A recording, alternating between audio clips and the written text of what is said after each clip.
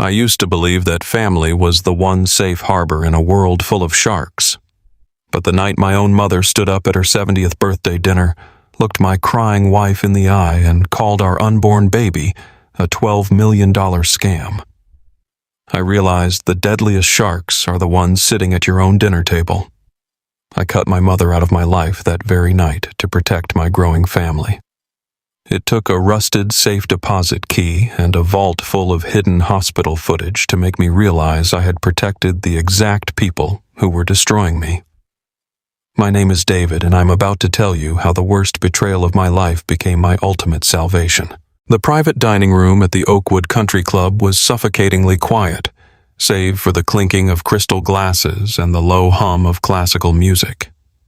It was my mother Beatrice's 70th birthday, an event that felt more like a corporate board meeting than a family gathering. My mother was a formidable woman. She had built a massive commercial real estate empire in Chicago completely from scratch after my father passed away. She was sharp, calculating, and rarely showed emotion. She looked at people the way a developer looks at a plot of land, constantly assessing their value and their flaws. I was different. I am an analytics director for a major retail conglomerate.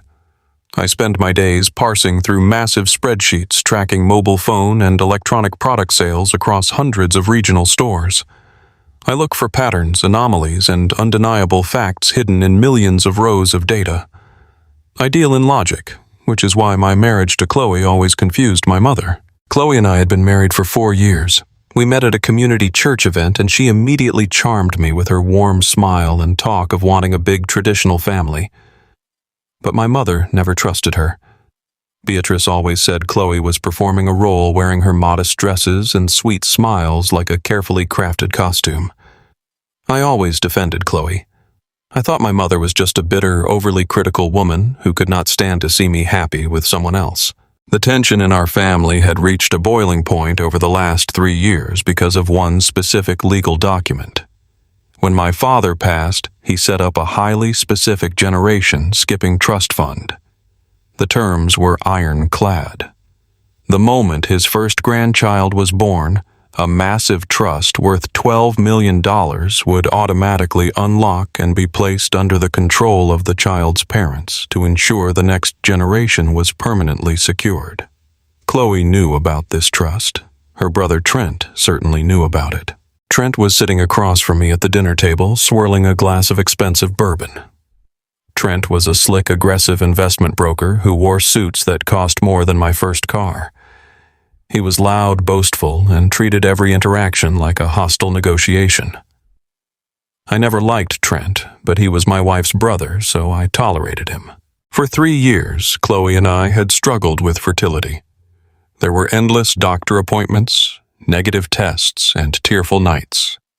The $12 million trust hung over our heads like a dark cloud. Trent would frequently make passive-aggressive jokes about my inability to secure the family bag, while Chloe would cry and play the victim, seeking comfort and expensive vacations to soothe her emotional pain. But tonight was supposed to change everything. Halfway through the main course, Chloe stood up. She tapped her silver spoon against her water glass, commanding the attention of the private room. Her cheeks were flushed, and she looked radiantly happy. She reached into her designer purse, pulled out a small wrapped gift box, and placed it in front of my mother. Chloe announced with tears in her eyes that after 3 years of heartbreak, countless prayers, and endless trying, we were finally pregnant. She said this baby was going to be the light of our family, the first true grandchild to carry on the legacy. Trent erupted into cheers. He slammed his hand on the table, raising his bourbon glass high, shouting about how we finally did it. I smiled, feeling a massive weight lift off my shoulders. I reached out to hold my wife's hand, feeling a surge of overwhelming pride and relief. The nightmare of the last 3 years was finally over. We were going to be a family. I looked down at the end of the long mahogany table, expecting to see my mother smile. I expected to see the cold, calculating real estate mogul finally melt at the news of her first grandchild. Beatrice did not smile. She did not reach for the wrapped gift box. She did not raise her glass. Instead, she picked up her linen napkin, slowly wiped the corners of her mouth, and set it down perfectly folded next to her plate. The silence radiating from her was so heavy that even Trent stopped his loud cheering. Beatrice stood up. She smoothed the front of her tailored blazer, locked her steely eyes directly onto my wife, and spoke in a voice that was barely above a whisper, yet loud enough to echo off the walls. "That child is not a blessing. It is a $12 million scam." The air instantly left the room. The silence was absolute and deafening. I sat frozen in my chair, my brain struggling to process the sheer cruelty of what I had just heard. I looked at Chloe, whose face had completely drained of color. Her lower lip began to tremble, and tears immediately welled up in her eyes. Ew. I pushed my chair back aggressively and stood up, my heart hammering against my ribs. I stared at my mother, feeling a rush of pure anger. I told her that she had crossed the line. I told her she was a paranoid, bitter woman who was so obsessed with her own wealth that she saw enemies everywhere she looked. I raised my voice, reminding her of the agonizing nights I had spent holding my wife as she cried over negative pregnancy tests. I defended Chloe with everything I had, demanding that my mother apologize immediately for insulting the mother of my future child. Beatrice did not flinch. She looked at me with an expression that terrified me. It was not anger. It was pure, unadulterated pity. She told me that I was a brilliant data analyst at work, but a complete fool in my own home. She said I spent my life looking for anomalies in electronic sales spreadsheets, yet I was entirely blind to the massive fraud sitting right next to me. Before I could shout back, Beatrice reached into her expensive leather handbag. She pulled out a sleek black checkbook and a heavy gold pen. The only sound in the room was the sharp, deliberate scratching of her pen against the paper. She tore the check from the binding with a sharp rip, reached across the table, and slid it directly in front of Chloe. $100,000, Beatrice said, her voice dripping with absolute contempt. "Take this check right now, Chloe. Take it, walk out of this restaurant, and disappear from my son's life before the real truth comes out and destroys you." Chloe let out a loud, dramatic sob. She covered her face with her hands, crying hysterically, playing the role of the traumatized, innocent victim flawlessly.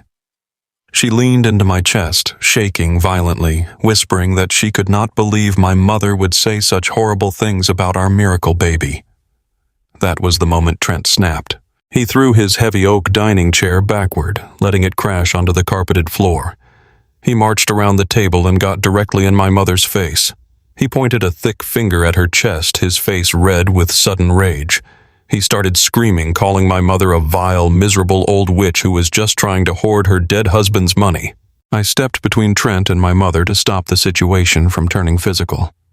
I put my hand on Trent's chest to push him back, but Trent shoved me hard.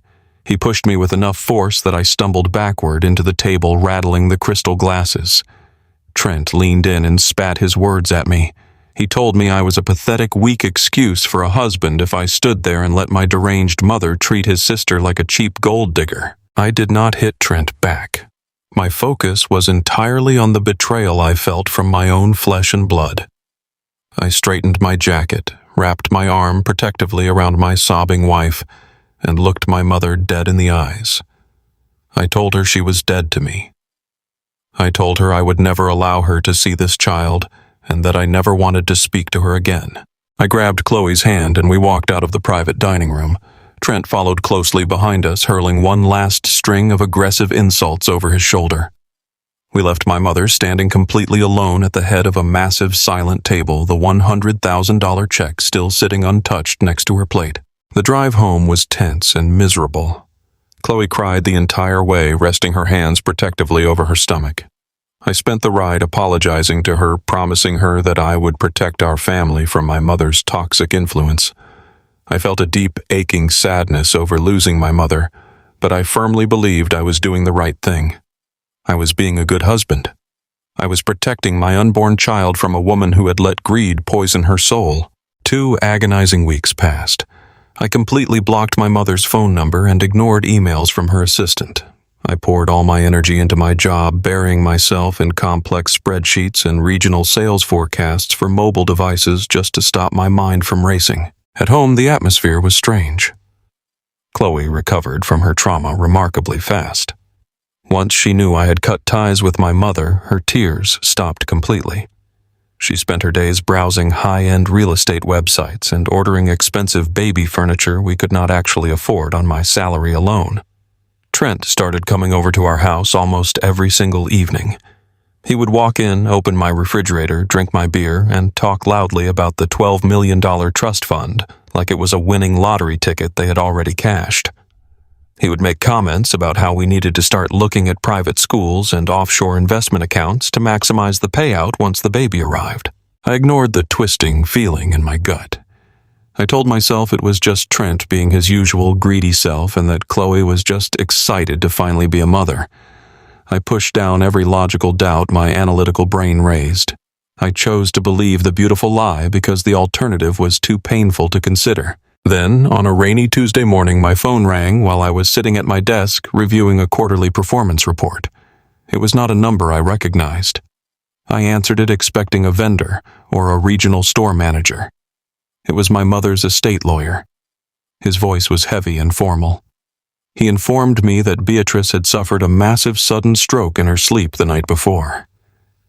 My mother was dead. The woman I had cut out of my life, the woman I had screamed at and abandoned in a restaurant 2 weeks prior, was gone forever. The gravity of the news hit me like a physical blow to the chest. I dropped my phone onto my desk, burying my face in my hands. The guilt was instantaneous and suffocating. I had no idea that my mother's death was not the end of the nightmare. I had no idea that her passing was the trigger for a legal landmine she had carefully buried, a trap designed specifically to expose the predators sleeping in my own home. I thought the worst day of my life was losing my mother on bad terms. I was about to find out that the real horror had not even started yet. The heavy glass doors of the downtown law firm sealed shut behind me, cutting off the noise of the busy Chicago street. The reception area smelled of expensive leather and polished mahogany, a sharp contrast to the suffocating grief I had been carrying for the last 14 days. My mother was gone. The woman who had given me life, the woman I had screamed at and abandoned in a private dining room just 2 weeks prior, was reduced to legal documents and a death certificate. I had not slept a full night since the phone call. Every time I closed my eyes, I saw her face, looking at me with that chilling mix of pity and warning. I had chosen my wife over my mother, believing I was protecting my new family. Walking down the long carpeted hallway toward the main conference room, I was about to discover just how catastrophically wrong I had been. I stepped into the boardroom. The space was dominated by a massive oak table that seemed to stretch on forever. Sitting at the far end were Chloe and her brother Trent. They did not look like a grieving family. They looked like predators waiting for a cage to open. Trent was wearing a sharply tailored navy blue suit, his posture completely relaxed as he scrolled through his phone. He looked less like a brother offering emotional support and more like a corporate lawyer ready to aggressively negotiate a hostile takeover. Chloe was dressed in a tasteful, modest black dress, but her usual soft demeanor was gone. She was tapping her manicured nails impatiently against the wood, her foot bouncing nervously under the table. When I walked in, neither of them offered me a seat. Chloe barely even looked at me. She just stared straight ahead at the empty leather chair waiting for the estate attorney. I sat down across from them, the silence in the room feeling thick and toxic. A few moments later, Mr. Sterling entered. He was an older man with tired eyes holding a thick leather-bound folder that contained the entirety of my mother's real estate empire and financial legacy. He offered me a brief sympathetic nod before sitting down at the head of the table. He opened the folder and adjusted his reading glasses. Trent immediately leaned forward, resting his elbows aggressively on the table. He did not even wait for Mr. Sterling to offer his condolences. Trent cleared his throat and loudly demanded that we skip the minor charitable donations and get straight to the primary issue. He specifically asked about the $12 million generation skipping trust, pointing out that since Chloe was officially pregnant, the funds needed to be immediately released to cover prenatal care, specialized medical monitoring, and new housing arrangements. He spoke with the absolute arrogance of a man who believed the money was already sitting in his personal bank account. Mr. Sterling looked over his glasses at Trent. His expression was completely unreadable. He looked back down at the documents and stated that Beatrice was a highly intelligent woman who updated her final stipulations mere days before her passing. She had anticipated this exact scenario. Mr. Sterling began to read the final clauses of the trust. His voice was steady and absolute. He announced that the $12 million generation skipping fund was permanently frozen by direct order of the deceased. There was a sudden sharp intake of breath from Chloe. Trent stopped leaning forward, his face instantly tightening. Mr. Sterling continued reading. He explained that before a single cent of the trust could be dispersed, the estate required a mandatory court-ordered DNA test to verify the paternity of the unborn child. This test had to be administered by an independent medical examiner explicitly chosen by the law firm, not by any doctor associated with Chloe or Trent. Furthermore, Beatrice had mandated a comprehensive forensic audit of the entire pregnancy timeline, demanding full access to all prior medical records, billing codes, and clinical visits to ensure no fraudulent activity was taking place. Until these strict demands were met and legally verified by a judge, the $12 million would remain locked in a blind trust completely inaccessible to anyone in the room. The boardroom erupted. Trent slammed his fist onto the table, his face turning a dark shade of red. He started shouting at Mr. Sterling, calling the stipulations illegal and insane. He claimed my mother was a paranoid, vindictive old woman who was trying to abuse her power from beyond the grave. He threatened to drag the law firm into a massive lawsuit, screaming that they were intentionally causing his pregnant sister undue emotional distress. I sat there completely paralyzed. My mother had known. Even on her deathbed, she had seen something I was completely blind to. She had placed a massive, unbreakable lock on the family fortune to force the truth out into the open. I turned to Mr. Sterling, my voice shaking. I asked him what my mother had left me. I was her only son. I needed resources to navigate this legal nightmare, to hire lawyers to manage the estate. I asked him where my portion of the inheritance was. Mr. Sterling looked at me with a profound sadness.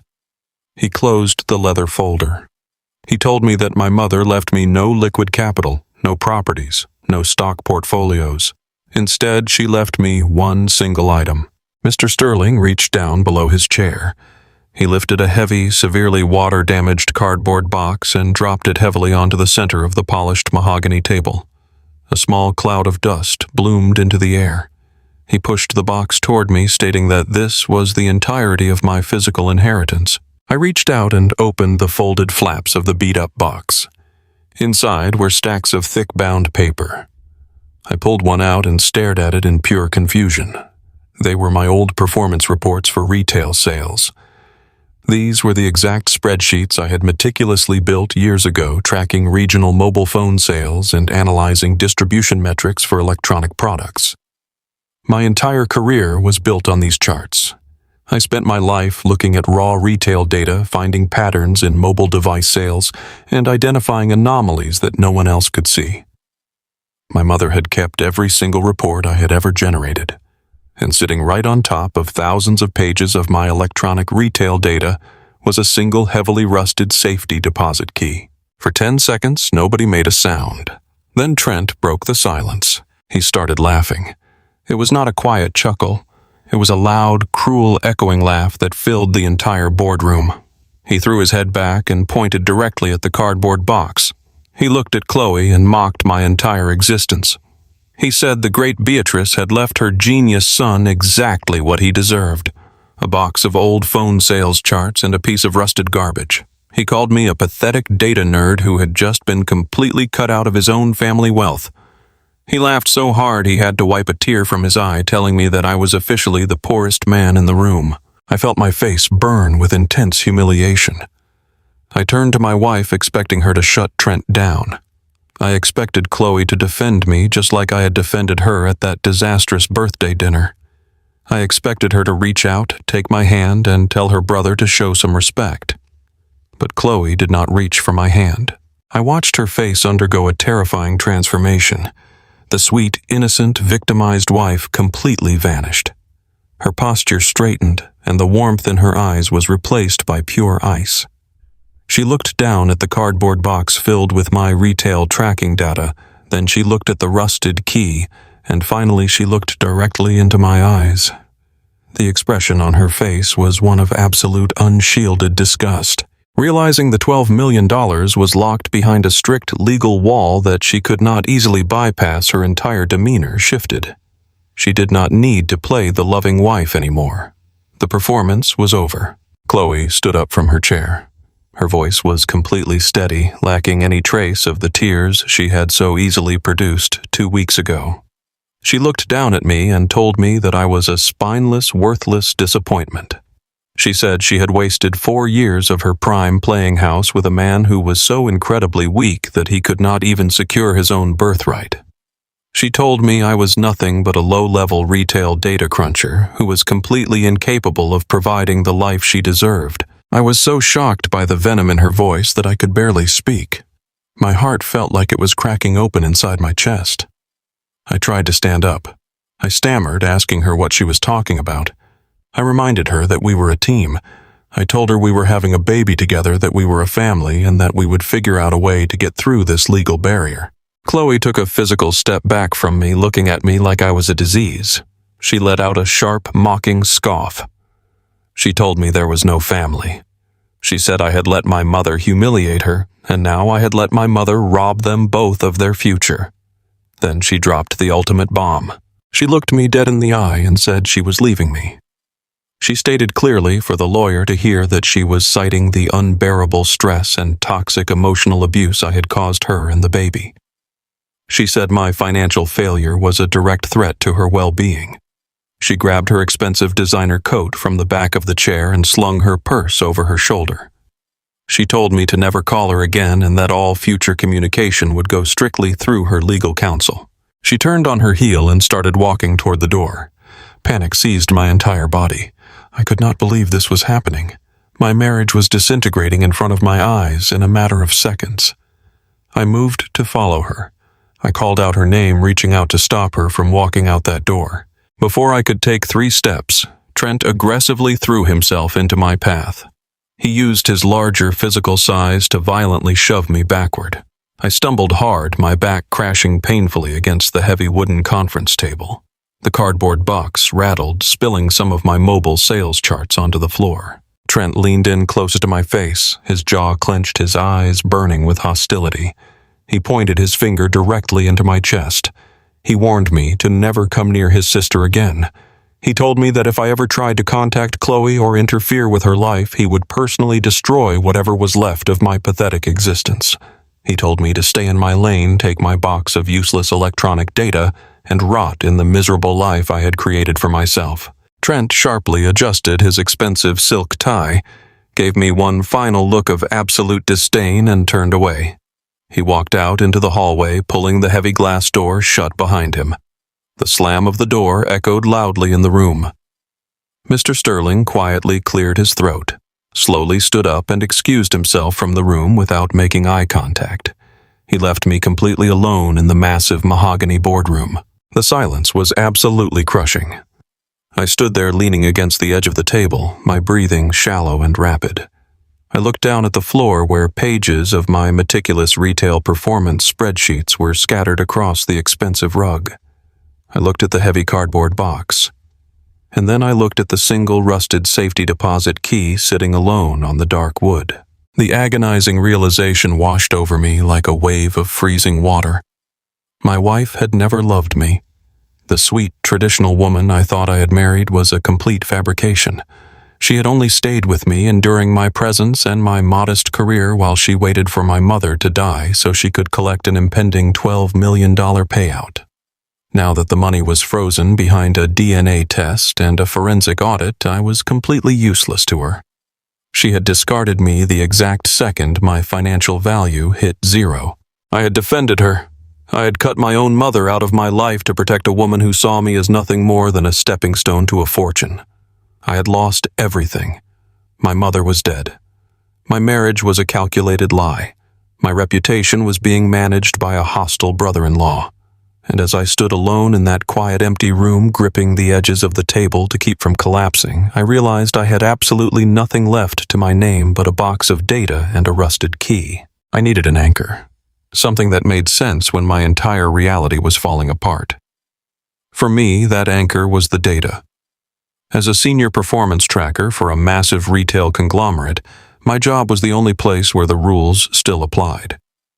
I oversaw the regional distribution and sales metrics for mobile devices and electronic products. My days were spent buried in massive spreadsheets, parsing through information and communication technology data. I tracked everything with absolute precision. I monitored daily SIM card activation rates across hundreds of retail locations.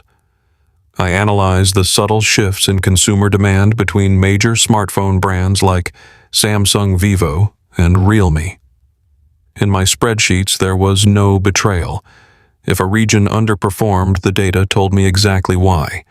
If a specific mobile device saw a spike in sales, the numbers laid out the exact cause and effect. Numbers did not lie. Numbers did not look you in the eye and call you a worthless disappointment in front of a lawyer. So I practically moved into my office. I arrived before the sun came up and left long after the cleaning crew had emptied the trash bins. I pulled 14-hour shifts, keeping my eyes glued to my monitors until my vision blurred and my neck ached. I thought if I just worked hard enough, I could outrun the suffocating grief of my mother's sudden death and the agonizing reality of my wife's betrayal. I thought my flawless professional record would protect my livelihood. I believed that my dedication to the company would be a shield against the chaos of my personal life. I was completely wrong. Trent was not just a greedy brother-in-law. He was a corporate predator with an extensive network of aggressive executives, investment bankers, and country club elites. He knew exactly how the legal system worked.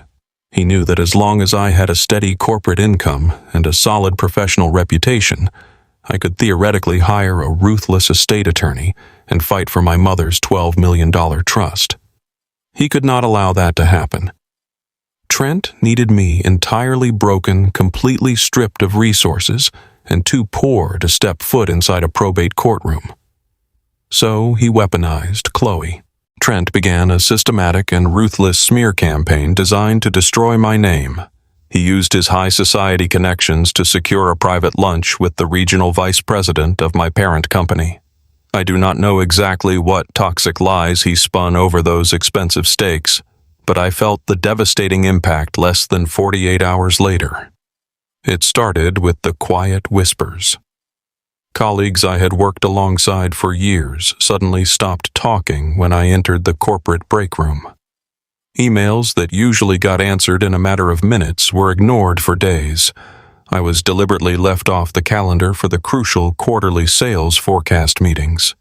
People looked at me not with respect, but with a strange mixture of pity and disgust. The atmosphere in the office grew heavy and deeply paranoid. I could feel a target being painted on my back. Then came the devastating blow.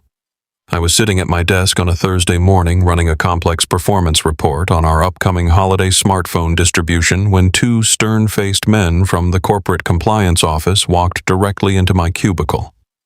They did not smile. They did not offer a greeting. They instructed me to step away from my keyboard immediately and follow them to the Human Resources Department. My heart hammered against my ribs as I was marched down the long, sterile hallway. I felt the eyes of every single coworker burning into my back. When I walked into the glass-walled conference room, the vice president of operations and the head of human resources were already seated at the long table. They pushed a thick stack of printed reports across the smooth surface. I recognized them immediately. They were my reports. The vice president accused me of artificially inflating the electronic sales performance metrics. He claimed the executive board had received an anonymous but highly credible tip from an external financial advisor. The tip stated that I was deliberately manipulating the regional distribution data for Samsung and Vivo devices to illegally boost my department's quarterly bonus pool. I was completely stunned. The accusation was not just false, it was mathematically absurd. I vehemently denied the charges. I leaned over the table and demanded they look at the raw data. I told them my tracking methods were flawless, transparent, and regularly audited by their own internal software. I explained every single metric on those pages, from the bulk SIM card shipments to the individual store performance charts. I told them I could prove the absolute integrity of every single number. The vice president looked at me with cold, calculated indifference. He steepled his fingers and stated that this situation was no longer just about data integrity. He informed me that the company had been made aware of a highly volatile personal situation involving a distressed, abandoned pregnant wife. Trent had painted me as a mentally unstable, abusive husband who was actively trying to defraud his own unborn child to steal an inheritance. Trent had leveraged Chloe's pregnancy to make me look like a dangerous monster. The company executives did not care about the truth. They did not care about my flawless track record or my years of dedicated service. They cared entirely about the optics. They were terrified of a potential public relations nightmare involving corporate financial fraud and a traumatized pregnant woman. In today's corporate climate, they could not risk the association. I was instantly deemed a toxic liability that needed to be neutralized immediately. The head of human resources slid a thick manila folder across the table. It was my termination agreement. I tried to speak to beg for my job, to plead for a fair investigation, but my voice failed me. They told me I was being let go effectively immediately. They offered me a pathetic severance package in exchange for signing a strict, ironclad non-disclosure agreement. The amount they offered was an absolute insult. After taxes, it would barely cover one single month of rent in a decent apartment. I refused to sign it at first. I pushed the folder back across the table and told them I would fight this wrongful termination in civil court. The vice president leaned forward, his eyes narrowing into cold slits. He calmly stated that if I did not sign the agreement right then and there, they would officially fire me for gross misconduct. They would withhold all severance pay entirely. Furthermore, they would publicly flag my professional record with accusations of data manipulation, ensuring I would never work in retail data analytics or corporate performance tracking ever again. They had me backed firmly into a corner with a knife at my throat. I had zero leverage, and they knew it. I needed whatever small amount of cash they were offering just to survive the next few weeks. My hands shook violently as I picked up the cheap plastic pen and signed my entire career away. 30 minutes later, a large uniformed security guard stood silently over my shoulder as I packed my personal belongings into a standard brown cardboard box. I felt completely hollowed out. I placed my framed college degree, my favorite coffee mug, and the heavy box of old retail sales reports my mother had left me into the carton. I was escorted out of the building through the back service elevator like a common criminal. I was not allowed to say goodbye to anyone.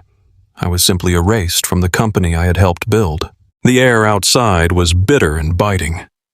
A freezing autumn rain had started to fall, soaking my thin dress shirt as I walked across the massive, empty parking lot toward my car. My arms ached from the weight of the heavy cardboard box. The cold seeped into my bones, matching the absolute despair spreading through my chest. Just as I reached the trunk of my vehicle, my cell phone vibrated sharply in my pocket. I balanced the wet cardboard box on the hood of my car and pulled out the phone. The caller ID displayed Trent's name. I swiped the screen and answered the call, the freezing rain dripping down my face and stinging my eyes. I did not even get the chance to say a word. Trent's voice came through the speaker, dripping with absolute arrogant satisfaction. He did not yell. He spoke with the calm, chilling tone of a man who knew he had already won the war and was walking through the battlefield to inspect the damage. "I hear you had a pretty rough afternoon at the office today, David," he said, letting out a dark, mocking laugh that echoed through the phone. I gripped the cold metal of my phone so tightly my knuckles turned entirely white. I asked him what he had done. "Trent told me I should have taken the $100,000 check my mother offered at the restaurant when I had the chance. He told me the business world is a vicious food chain, and I was always meant to be at the absolute bottom. He proudly admitted that he had made a few strategic phone calls to his high-level corporate friends. He said a weak, spineless data nerd like me did not deserve to sit comfortably in a corner office earning a high salary while his pregnant sister suffered from the emotional abuse I had caused her. He ended the call by delivering a final crushing blow. He stated that the strong always devour the weak. He said I was officially out of options, out of money, and completely out of time. The line went dead with a sharp click. I stood alone in the freezing rain, staring at the blank screen of my phone. Losing my income was the final devastating strike to my survival. Without my corporate salary, I had absolutely no way to hire a competent estate attorney. I had no financial ammunition to fight for my mother's $12 million trust in probate court. I had no resources to demand the DNA test or force the forensic audit my mother had mandated in her will. I had no way to expose the intricate lies Chloe and Trent were telling the world. The massive legal wall my mother had built to protect the family fortune was now completely out of my reach. I was unemployed, entirely isolated, and rapidly running out of cash. Trent had successfully cut off my air supply and isolated me from the rest of society. I loaded the wet cardboard box into the passenger seat of my car, got behind the steering wheel, and gripped the leather until my hands cramped. The terrifying realization washed over me. I had truly lost everything, and the absolute lowest point of my desperate unraveling life was just beginning. I had exactly 14 days to clear out of the luxury townhouse Chloe and I had leased together. Without my corporate salary and with my personal bank accounts rapidly draining just to cover basic survival expenses, paying the $5,000 monthly rent was a mathematical impossibility. I spent a grueling weekend packing my life into cheap plastic garbage bags. Every room in that house was a painful mockery of the future I thought I was building. I packed up the expensive coffee maker we bought on our honeymoon. I walked past the empty spare bedroom we had already started painting a soft yellow for the baby. I had to leave almost everything behind because I simply could not afford a storage unit. I took only my clothing, my laptop, and the heavy water-damaged cardboard box my mother's lawyer had given me.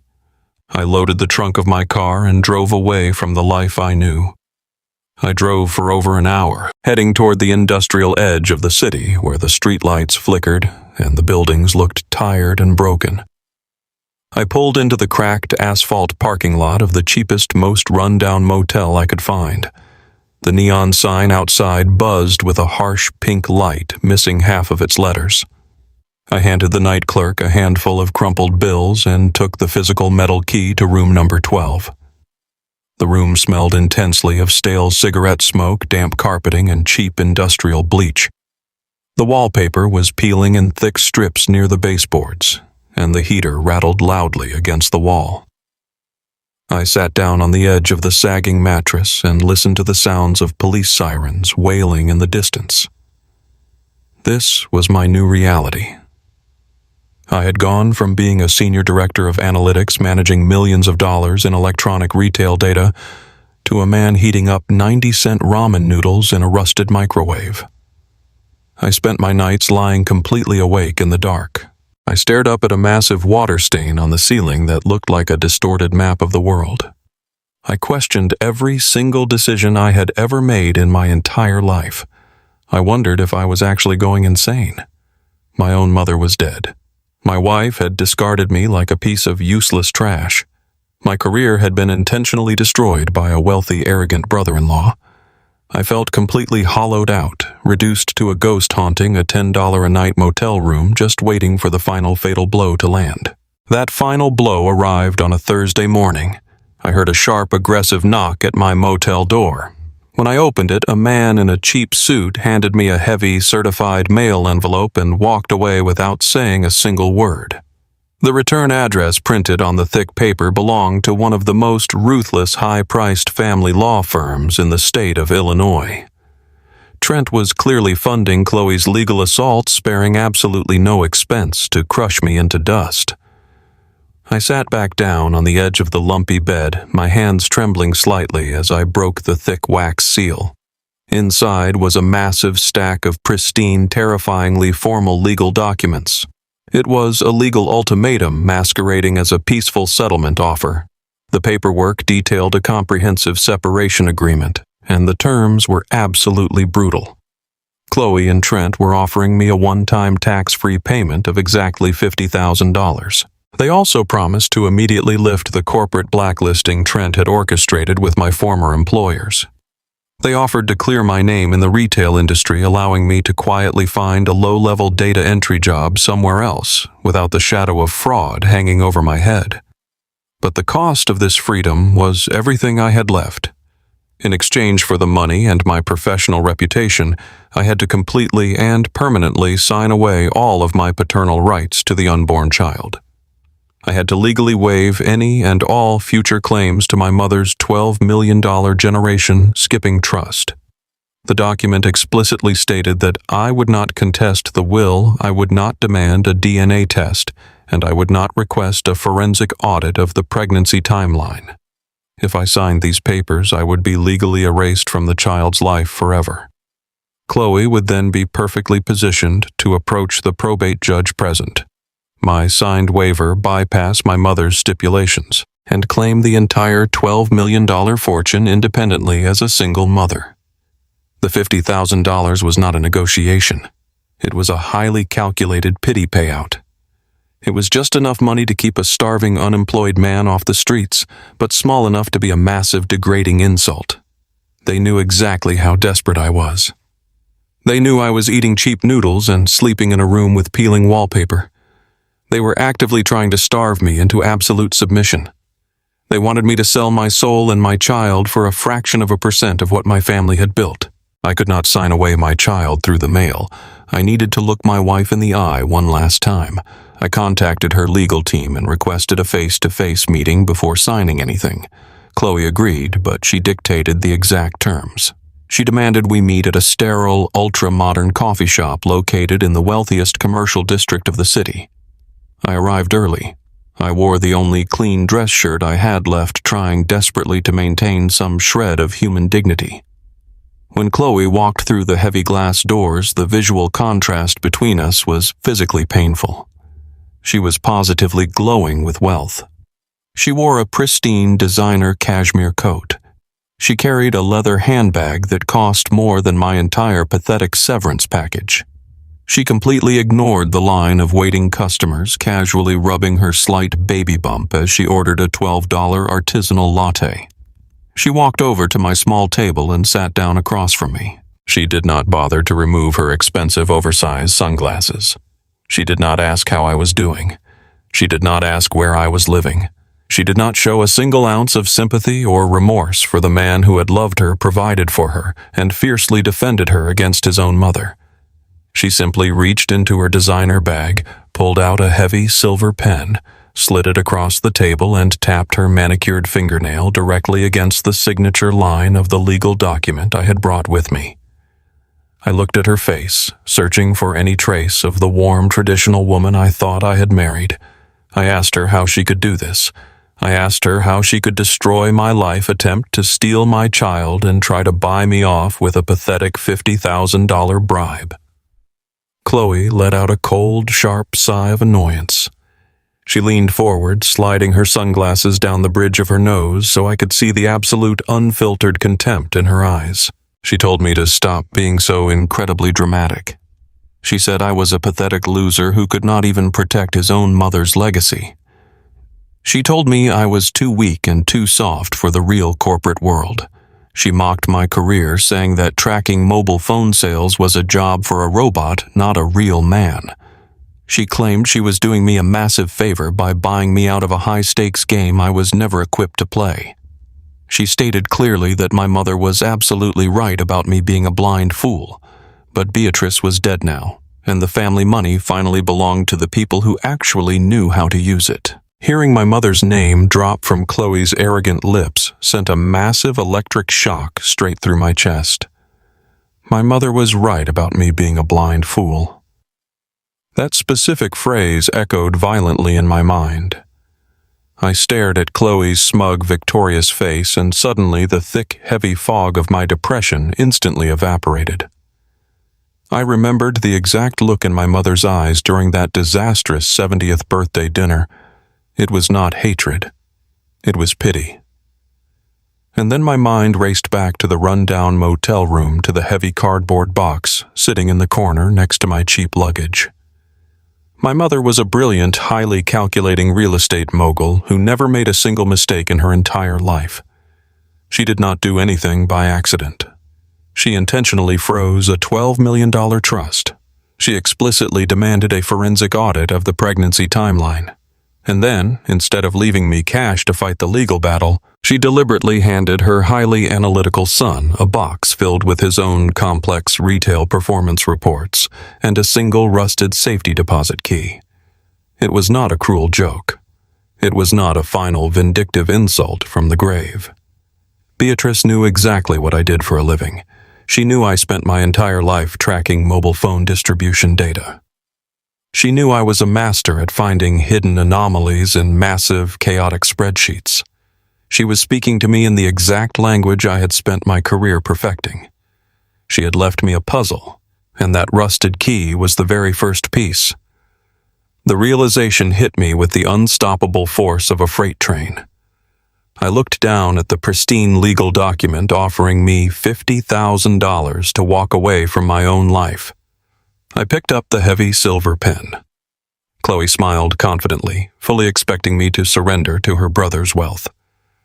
Instead of signing my name, I pressed the tip of the pen deep into the paper and drew a massive, thick black line straight through the signature box, tearing the paper in the process.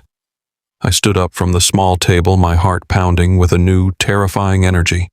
I told Chloe she was not getting a single dime of my family's money. I turned my back on her furious, completely shocked face and walked straight out of the coffee shop. I got into my car and slammed the door shut. I put the engine in drive, gripping the steering wheel tight. I did not drive back to the miserable motel. I drove directly toward the downtown banking district. It was time to find out exactly what my mother had locked away in that vault. The drive to the downtown banking district felt like moving through a thick fog. My hands gripped the steering wheel of my car with a white-knuckled intensity. I kept glancing down at the passenger seat where the rusted safety deposit key lay perfectly still. For the last 24 hours, I had been completely crushed by the weight of my wife's betrayal and my brother-in-law's aggressive corporate sabotage. I was a man who had lost his mother, his marriage, his home, and his career, all in a matter of days. But as I pulled into the parking garage of the First National Bank, the crushing despair began to recede, replaced by a sharp, burning adrenaline. My mother was a woman who never did anything without a highly calculated reason. She had intentionally handed me a puzzle, and I was finally ready to solve it. I walked through the heavy revolving glass doors of the bank. My clothes were wrinkled and I had not shaved in days, a stark contrast to the polished marble floors and the men in expensive tailored suits walking past me. I approached the vault manager and handed him the rusted key along with my identification. He led me down a quiet, heavily secured corridor and into the silent, temperature-controlled vault room. He located box number 412, inserted his master key alongside my rusted one, and turned them both. With a heavy metallic clack, the long steel drawer slid free. The manager placed the box on a private viewing table, gave me a polite nod, and left the room, pulling the heavy privacy door shut behind him. I stood alone in the quiet room. My heart hammered against my ribs. I opened the lid of the metal box. I did not find stacks of hidden cash. I did not find gold bars or secret property deeds that would magically solve my immediate financial crisis. Sitting in the center of the dusty metal tray was a heavy military-grade solid-state drive encased in thick rubber. Resting directly underneath the drive was a sealed white envelope with my name written across the front in my mother's unmistakable sharp cursive handwriting. I picked up the envelope. My fingers trembled slightly as I tore open the paper seal. I unfolded the thick stationery and began to read. I could practically hear Beatrice's commanding, unyielding voice echoing in my mind with every single word. David, the letter began. If you are reading this in a bank vault, it means two things. It means I am dead, and it means Chloe and Trent have finally shown you their true faces. I know you hated me for what I did at the birthday dinner. I know you thought I was a bitter old woman trying to destroy your happiness. But you were standing on a trapdoor David and I had to trigger the drop before they completely buried you. Months before that dinner, I noticed inconsistencies in Chloe's behavior. I hired one of the most expensive and relentless private investigators in Chicago to look into her and her brother. What he found terrified me. They were hiding something massive, something entirely built around the $12 million trust your father left behind. I gripped the edges of the letter, my eyes racing across the page. The letter continued. The investigator was able to secure a massive amount of raw encrypted data regarding Trent's offshore finances and Chloe's physical movements. But the investigator is a traditional detective, not a corporate data analyst. He could not connect the financial dots across state lines. He could not map out the timeline. That is why I left you this drive instead of liquid cash. Trent can steal money. He can manipulate high-priced lawyers and intimidate corporate executives. But Trent cannot manipulate raw, unyielding data. And nobody in this world reads data like you do. I stripped you of your safety net because I needed you to wake up. Take this drive. Treat these two con artists like a failing retail market. Find the anomalies, map the trends, break them. I love you, David. Now fight for your life. Tears blurred my vision, but I did not let them fall. The profound realization washed over me. My mother had not abandoned me. She had played the ultimate villain to force me out of a toxic, parasitic marriage. She knew that if she simply told me Chloe was a fraud, I would have defended my wife and called my mother a liar. She had to let the entire system collapse, so I would be forced to look at the undeniable facts. I carefully folded the letter and placed it into my pocket. I grabbed the heavy, solid-state drive, locked the empty metal box, and walked out of the bank. I did not feel like a homeless, unemployed victim anymore. I felt like a senior director of analytics who had just been handed the most important project of his entire life. I drove straight back to the miserable run-down motel on the edge of the city. The neon sign outside buzzed loudly in the midday sun. I walked into my room, ignoring the smell of cheap bleach and stale cigarette smoke. I cleared the trash off the small, rickety wooden desk in the corner. I set up my laptop, plugged it into the wall outlet, and connected the heavy black drive via the USB cable. A password prompt instantly flashed onto the screen. I did not even have to guess. I typed in my father's date of birth, and the drive unlocked immediately. The screen populated with dozens of nested folders. It was a massive, chaotic dump of raw information. There were thousands of pages of encrypted bank transfers, unformatted geolocation cell tower pings, and hundreds of complex medical billing codes. To a normal person, it looked like absolute digital garbage. But to a man who had spent the last decade tracking millions of mobile phone activations, analyzing regional distribution nodes, and balancing complex retail sales forecasts, it looked like a battlefield I knew how to command. I cracked my knuckles and went to work. I applied the exact same methodology I used to track mobile and electronic sales trends to parse the chaotic human data sitting in front of me. I opened a massive master spreadsheet. I began categorizing the data into 3 primary columns. The first column was Chloe's reported physical locations mapped directly from her cell phone geolocation pings over the last 3 years. The second column was Trent's financial ledger, specifically tracking incoming wire transfers to his various shell companies. The third column contained the unformatted medical billing codes the investigator had managed to scrape from the insurance databases. Hours bled into the late evening. The sun went down, casting the dingy motel room in deep shadows illuminated only by the harsh blue light of my laptop screen. I forgot about my hunger. I forgot about the threat of eviction. I fell into a state of absolute hyper-focused flow. I was treating Trent and Chloe not as my family, but as erratic market trends. I was looking for inventory loss. I was looking for spikes in supply and demand. By 2 in the morning, I had scrubbed and formatted the first 2 years of data. I started running correlation algorithms, looking for dates where Chloe's physical location intersected with Trent's financial spikes. That is when I found the first major anomaly. Chloe had always claimed that her fertility doctor was located in a prestigious clinic in downtown Chicago. She would block off specific Tuesdays on our shared calendar, telling me she had to undergo emotionally draining treatments and required complete privacy. I had always respected her boundaries, staying at the office while she supposedly went to her appointments.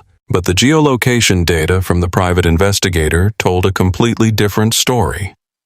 On those specific Tuesdays, Chloe's phone was not pinging off the cell towers in downtown Chicago. The data showed her phone moving rapidly toward the interstate. She was crossing state lines. I leaned closer to the screen, my heart beating faster. I cross-referenced those specific out-of-state travel dates with Trent's financial ledger. The pattern was absolute and undeniable.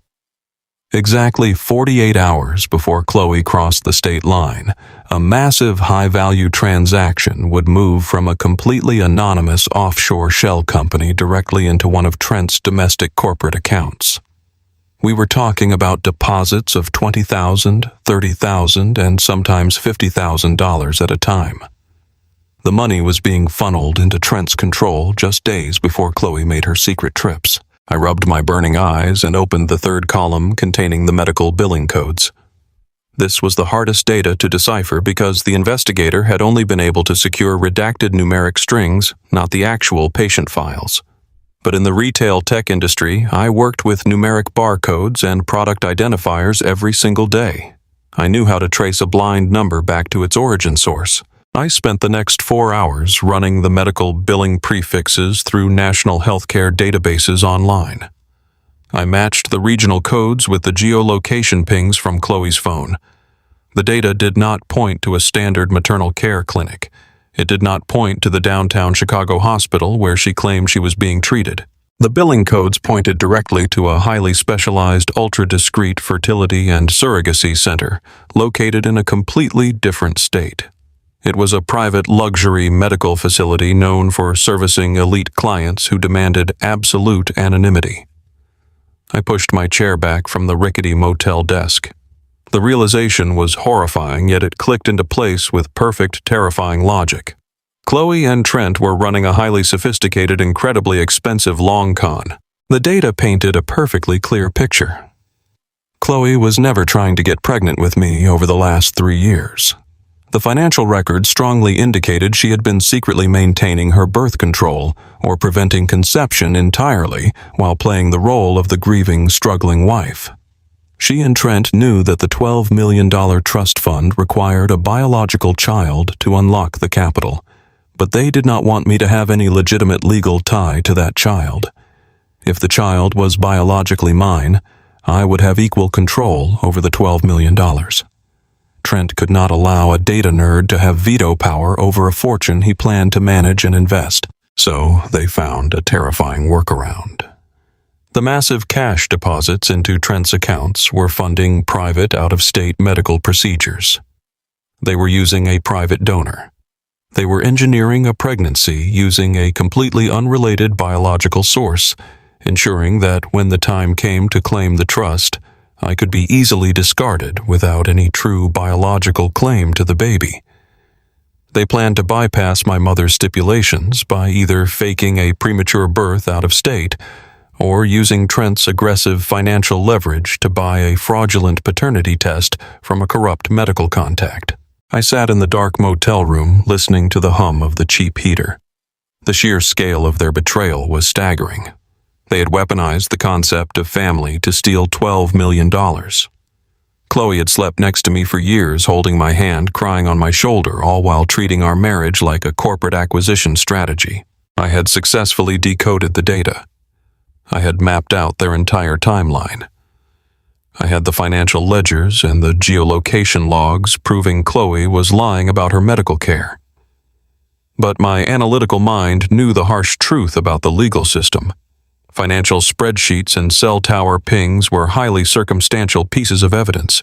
Chloe's high-priced lawyers could easily argue that the offshore money was unrelated business income for Trent. They could claim the geolocation data was flawed or that Chloe was simply traveling for a second medical opinion. Any decent judge would look at my spreadsheet and see the desperate, paranoid ramblings of a fired, evicted husband trying to get back at his pregnant wife. If I walked into the courtroom with just these numbers, Trent would destroy me. I needed something irrefutable. I needed the smoking gun that no lawyer in the world could explain away. I turned back to the laptop screen. I opened the root directory of the solid-state drive and began searching through the hidden encrypted partitions the private investigator had left behind. Deep inside a nested folder labeled the insurance policy, I found a complex string of alphanumeric access codes pointing to a secure external cloud server. My hands hovered over the keyboard as I prepared to dig into the final layer of the drive, knowing that whatever was waiting on that server was the key to completely destroying the people who had tried to bury me. The digital clock on my laptop screen read 3 a.m. when my email notification chimed loudly in the silent motel room. I blinked my burning eyes and opened the message. It was a formal legal notice from the high-priced law firm representing my wife. Trent was not waiting around for me to surrender. He was accelerating the timeline. The email contained an emergency injunction filed directly with the probate court. Chloe was formally petitioning the judge to completely bypass the mandatory DNA test and the forensic medical audit stipulated in my mother's will. Her lawyers claimed that the extreme emotional distress caused by these invasive demands was directly threatening the health of her unborn child. They cited my recent termination for alleged corporate fraud as proof that I was an unstable, dangerous individual who was trying to weaponize the estate against an innocent pregnant woman. The hearing was scheduled for exactly 7 days from now. The countdown had officially begun. If the judge approved the emergency injunction, Trent and Chloe would secure immediate unrestricted access to the $12 million Generation Skipping Trust. My mother's brilliant legal trap would be completely dismantled, and I would be permanently erased from the picture. The sheer panic of the ticking clock forced me to dive even deeper into the raw data on the solid-state drive. I could not sleep. I could not eat. I drank warm tap water and stared at the glowing screen until the numbers began to blur together. I needed to find the exact thread that would unravel their entire pristine narrative. I went back to the third column of my master spreadsheet containing the unformatted medical billing codes. I ran the numeric strings through every public and private insurance directory I could access. I was looking for the earliest anomalies, the initial digital breadcrumbs that started this entire fraudulent timeline. I treated their conspiracy exactly like a corrupt retail supply chain. I mapped every single transaction, searching for inventory that simply did not belong. Then I spotted it. It was a recurring monthly charge buried deeply under a generic health services vendor name. The payments were small, but incredibly consistent. Exactly $35 every single month, drawn from an obscure credit card linked to a shell account that Trent managed. I took the vendor identification number and ran a reverse search using the same analytical tracking algorithms I use to monitor mobile device distribution networks. It took me 3 solid hours of coding to break the vendor mask. When the actual name of the service provider finally flashed onto my screen, all the air completely left my lungs. It was a mail-order pharmacy specializing entirely in direct-to-consumer birth control. I sat back in the cheap plastic motel chair, feeling entirely paralyzed. The physical sickness twisting in my stomach was absolutely unbearable. For 3 agonizing years, I'd watched my wife cry on the edge of our bed. I'd held her tightly in my arms while she sobbed hysterically over negative pregnancy tests. I'd spent thousands of dollars on holistic fertility treatments, specialized diets, and couples therapy to help us through the profound emotional trauma of being unable to conceive a child. I had blamed myself entirely. I had laid awake at night, staring at the ceiling, wondering if something was medically wrong with my own body. And all that time, every single month, Chloe was secretly having birth control pills mailed to a private post office box funded by her brother. She was actively, deliberately preventing a pregnancy while putting on an Oscar-worthy performance of a devastated, longing mother. The level of sociopathic manipulation was almost too massive to comprehend. She never wanted to build a family with me. She was just buying time. She and Trent were simply waiting for my mother's health to begin its inevitable decline.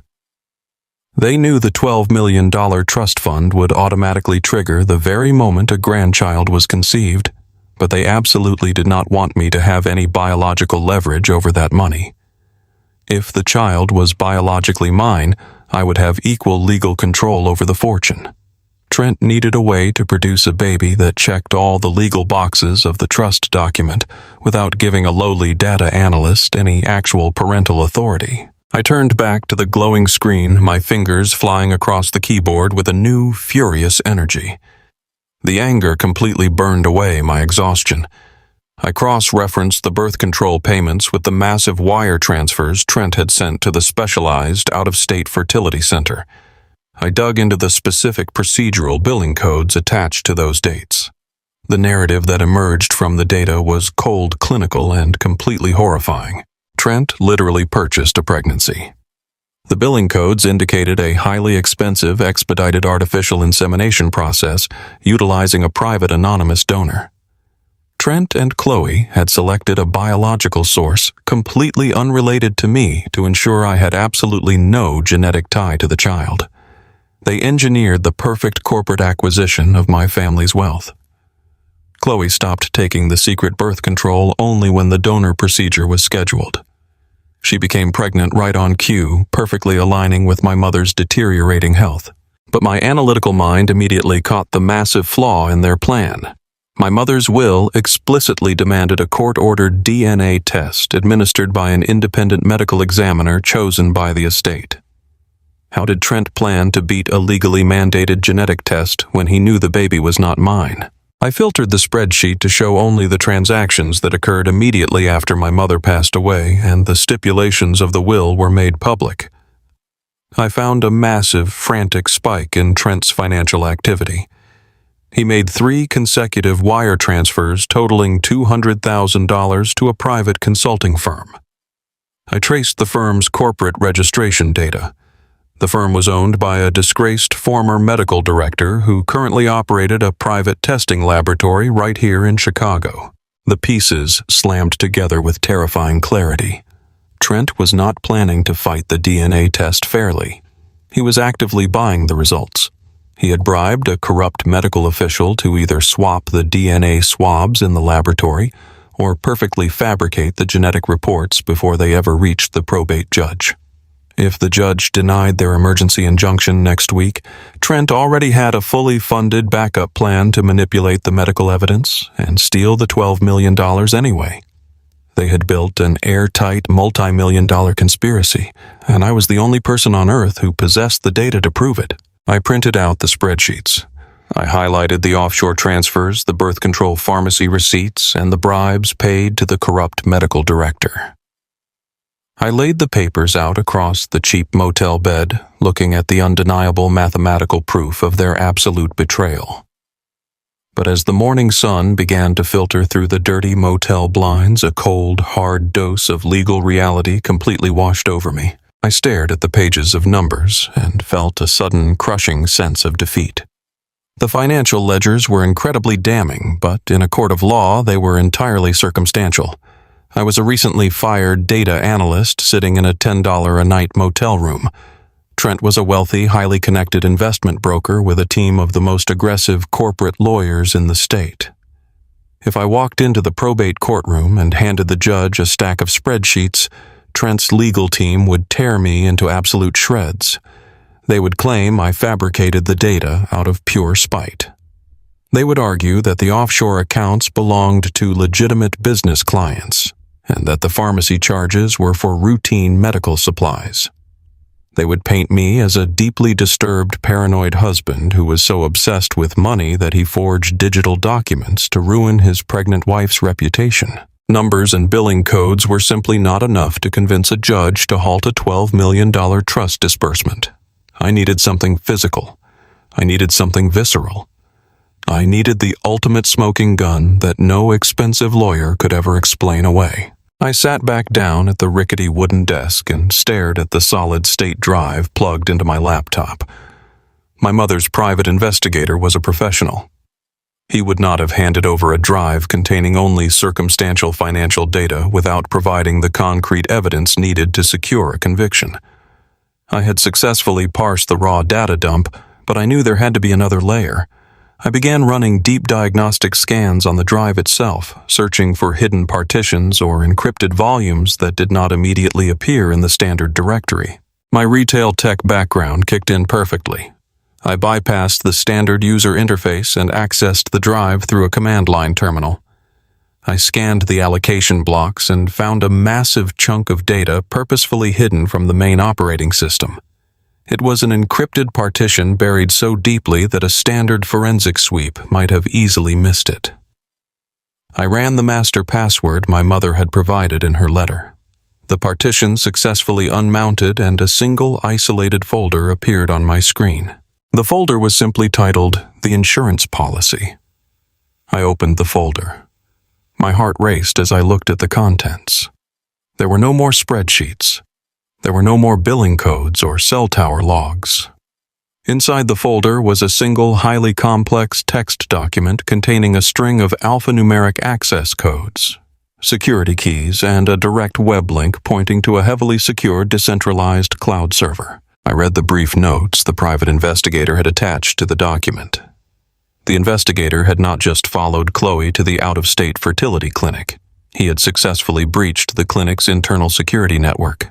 He had fully mirrored their closed-circuit security cameras, capturing high-definition audio and video of every single interaction Chloe and Trent had inside the private medical facility. He had uploaded the raw, unedited security footage directly to this external cloud server to ensure Trent could never locate or destroy the physical copies. This was it.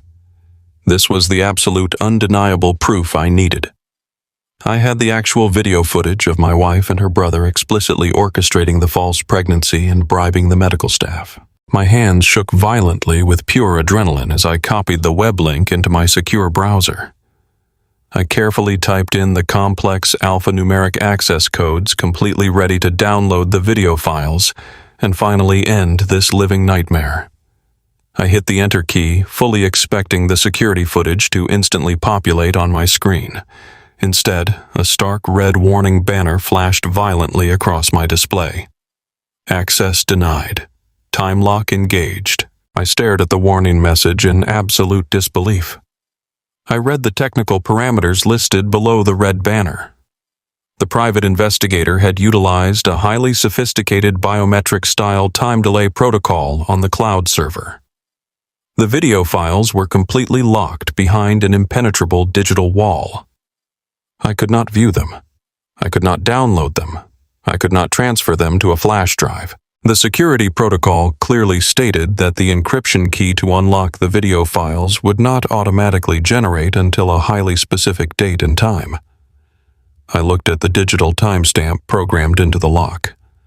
The server was scheduled to unlock exactly at 9 in the morning next Friday. The exact date and the exact minute the final emergency court hearing was scheduled to begin. My mother had orchestrated the entire sequence of events from beyond the grave with a level of brilliance that completely terrified me. She knew that if I watched the video footage right now, my anger and my broken heart would force me to confront Chloe and Trent immediately. She knew I would aggressively throw the evidence in their faces in a blind rage. And she knew that if I showed them the footage too early, Trent would use his massive wealth and his team of ruthless lawyers to delay the court proceedings, tie me up in endless civil litigation, and find a way to suppress the digital evidence before it ever reached the inside of a courtroom. My mother had deliberately locked the absolute proof away from me to ensure I played the game perfectly. I could not attack them early. I could not give them any warning whatsoever. I had to let Trent and Chloe walk directly into that courtroom next Friday morning, fully believing they had completely destroyed me. I had to let them confidently stand in front of a judge and demand the $12 million. I had to let them build their pristine castle of lies right up to the very last possible second. Only then, in the middle of a court of law, completely surrounded by judges and legal witnesses, would the server finally unlock. I slowly closed my laptop. The blue light faded, plunging the cheap motel room back into the shadows. I was no longer the desperate evicted husband crying over a broken marriage. The sheer terror and the profound grief that had consumed my life for the last month completely vanished, replaced by an absolute freezing resolve. I had exactly 1 week to prepare for the most important performance of my entire life. I had to play the role of the defeated, humiliated victim flawlessly. I had to let Trent believe he was the smartest man in the world. The trap was perfectly set, and I was going to make sure they both walked straight into the flames. I had exactly 7 days left.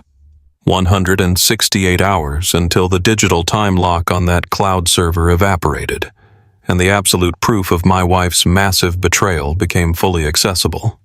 I woke up the next morning feeling something I had not experienced since the terrible moment my mother collapsed the false walls of my life at her birthday dinner. I felt powerful. The suffocating grief and the pathetic self-pity were entirely gone. They were completely burned away by a cold and calculating sense of purpose. I was no longer a victim waiting in a cheap motel room for the executioner to swing the axe. I was an architect building a guillotine. But a seasoned data analyst knows that presentation is a critical part of the final equation. If I walked into that downtown probate courtroom looking like a man who had been sleeping on a sagging mattress and eating instant noodles for weeks, the judge would instantly view me through a lens of absolute prejudice. I could not look like a desperate unemployed husband making wild, unhinged accusations against his wealthy, pregnant wife. I needed to look like a man who commanded authority. I needed to look like a man who belonged in that mahogany room. I needed armor. I gathered the very last bit of physical cash I possessed in the world. It was less than $200. I drove my car past the high-end retail districts where Trent bought his custom Italian clothing and parked in front of a massive thrift store in a working-class neighborhood. I spent 3 hours methodically scanning the endless racks of discarded clothing. I treated the search exactly like a complex data audit. I bypassed the cheap synthetic fabrics and looked for specific structural anomalies that indicated true quality. Finally, I found it. A dark charcoal wool suit. It was a few years out of date and slightly too large for my frame, but the fabric was exceptional, and the stitching was absolutely flawless. It had likely belonged to a successful executive a decade ago before ending up on a discount rack for $40. I took the suit to a small independent tailor located in the back of a fading strip mall. I placed the remaining cash on his glass counter and told him I needed the suit taken in and completely restructured to fit my measurements perfectly. I told him I needed it done in exactly 4 days. The old tailor measured me in complete silence. When I returned to pick it up later that week and put it on, the physical transformation was staggering. Looking in the cracked mirror of my motel bathroom, I did not see the broken man who had cried over a false pregnancy. I saw a senior director of analytics. I saw my mother's son. I carefully hung the tailored suit in the small plastic closet. I was finally ready for war. With my physical presentation secured, I turned my absolute focus back to the digital battlefield. I knew Trent intimately. I knew his immense arrogance was only matched by his ruthless corporate paranoia. He was a man who preferred to eliminate chaotic variables long before they could ever affect his bottom line. The encrypted solid-state drive my mother left me was the most dangerous physical object in the world right now. If Trent somehow discovered its existence, he would not hesitate to completely destroy it. I could not risk keeping the only copy of my salvation sitting on a cheap wooden desk in a motel room that could be broken into with a single strong kick. I spent the next 2 days meticulously cloning the raw data. I purchased secure anonymous server space using a prepaid debit card. I uploaded the offshore bank transfers, the cell tower geolocation logs, and the decoded fertility clinic billing codes to 3 separate decentralized global locations. I encrypted each external server with a unique, randomly generated alphanumeric sequence that only I knew. Even if my laptop was completely destroyed in an accident, and even if the physical solid-state drive was stolen from my room, the data was immortal. The trap was permanently set. I had built an impenetrable digital fortress around the truth. It was a very good thing I did. On Wednesday afternoon, just 48 hours before the emergency court hearing, I was sitting on the edge of the motel bed running through my final legal strategy. The quiet peace of the humid afternoon was violently shattered. A massive, heavy fist pounded against my motel room door. The door frame rattled aggressively against the cheap drywall. I did not move. I waited for a second knock. It came immediately louder and far more aggressive than the first.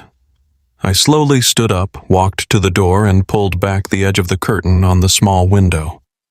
Parked diagonally across two handicap spaces in the cracked asphalt lot was a sleek black luxury SUV. I unlocked the deadbolt and pulled the door open. Trent pushed his way inside the room before I could even say a single word. He did not come alone. Two massive men in dark suits stepped in right behind him. They did not look like lawyers or financial associates. They had thick necks, flat expressions, and the unmistakable posture of men who were paid solely to intimidate people. They immediately spread out, taking up positions on either side of the small room, their sheer physical size making the motel walls feel like they were rapidly closing in. Trent stood perfectly in the center of the stained carpet. He was wearing a light gray tailored suit, looking wildly out of place under the buzzing, flickering fluorescent light of the motel ceiling. He slowly looked around the room, taking in the sagging bed, the rusted microwave, and the peeling wallpaper. A look of profound theatrical disgust twisted his face. He let out a sharp, incredibly cruel laugh. He told me the smell of the room was actually making his eyes water. He looked at me, scanning my cheap t-shirt and faded jeans. He said he always knew I would eventually end up in a place exactly like this. He told me it was the natural habitat for a man who lacked the basic genetic code for true success. I stood near the door, keeping my face completely blank. I asked him what he was doing here. Trent stopped smiling. The cruelty in his eyes sharpened into something much more dangerous. He reached inside his jacket pocket and pulled out a thick, folded legal document. He tossed it carelessly onto the small wooden desk. He told me it was the final waiver. It was the exact same waiver his lawyers had sent me in the mail days ago. The waiver demanding I sign away all paternal rights and permanently surrender any legal claim to my mother's $12 million trust fund. He pulled a heavy silver pen from his pocket and threw it on top of the document. He told me he was entirely tired of waiting for the mail. He said he was tired of playing legal games with a man who was clearly delaying the inevitable out of pure spite. He demanded I sign the paper right now. He said if I signed it, his men would hand me a certified check for $50,000 on the spot, and I could finally move out of this toxic garbage dump. I looked at the document and then I looked back at Trent. I told him I needed more time to read through the stipulations. Trent snapped. He stepped directly into my personal space. The heavy scent of his expensive cologne mixed with the stale air of the motel room making me feel physically sick. He pointed his finger directly into my face and told me my time was completely up. He said my mother was a bitter, controlling old woman who died knowing her only son was a massive failure. He told me that my entire career tracking retail data was an absolute joke. To perfectly punctuate his insult, Trent turned and viciously kicked the heavy cardboard box sitting on the floor next to the desk. The box flipped over. Hundreds of pages of my meticulous retail sales reports, the exact data sets my mother had saved to guide me to the truth spilled out across the dirty carpet. Trent looked down at the scattered papers and scoffed. He called it a pile of worthless trash. He said I was just a low-level number cruncher who thought he was smart enough to play in the major leagues. He took a step closer to me, his voice dropping into a dark, threatening whisper. He told me that if I forced him to go to court on Friday, he would make sure I left the courtroom with absolutely nothing. No $50,000 check, no job prospects, and no future. He said he would personally spend $1 million in legal fees just to ensure I ended up sleeping on a park bench for the rest of my life. Every single muscle in my body seized with pure white-hot rage. I looked at the pages of my life's work scattered across the filthy floor. I looked at the man who had actively orchestrated the destruction of my career. I looked at the man who had purchased a fake pregnancy to steal my family's fortune. The primal urge to drive my fist directly into his arrogant, smiling face was almost impossible to control. I wanted to scream the truth. I wanted to tell him I knew all about the offshore accounts. I wanted to tell him I knew about the mail-order birth control pills and the fraudulent out-of-state fertility clinic. I desperately wanted to tell him about the high-definition video footage currently sitting behind a digital time lock, waiting to destroy his entire life. But I remembered my mother's brilliant restraint. She had known the horrifying truth for months and sat through a miserable birthday dinner just to set the trap properly. If I gave Trent even the slightest hint that I possessed explosive digital evidence, he would immediately deploy his immense wealth to sabotage the court date.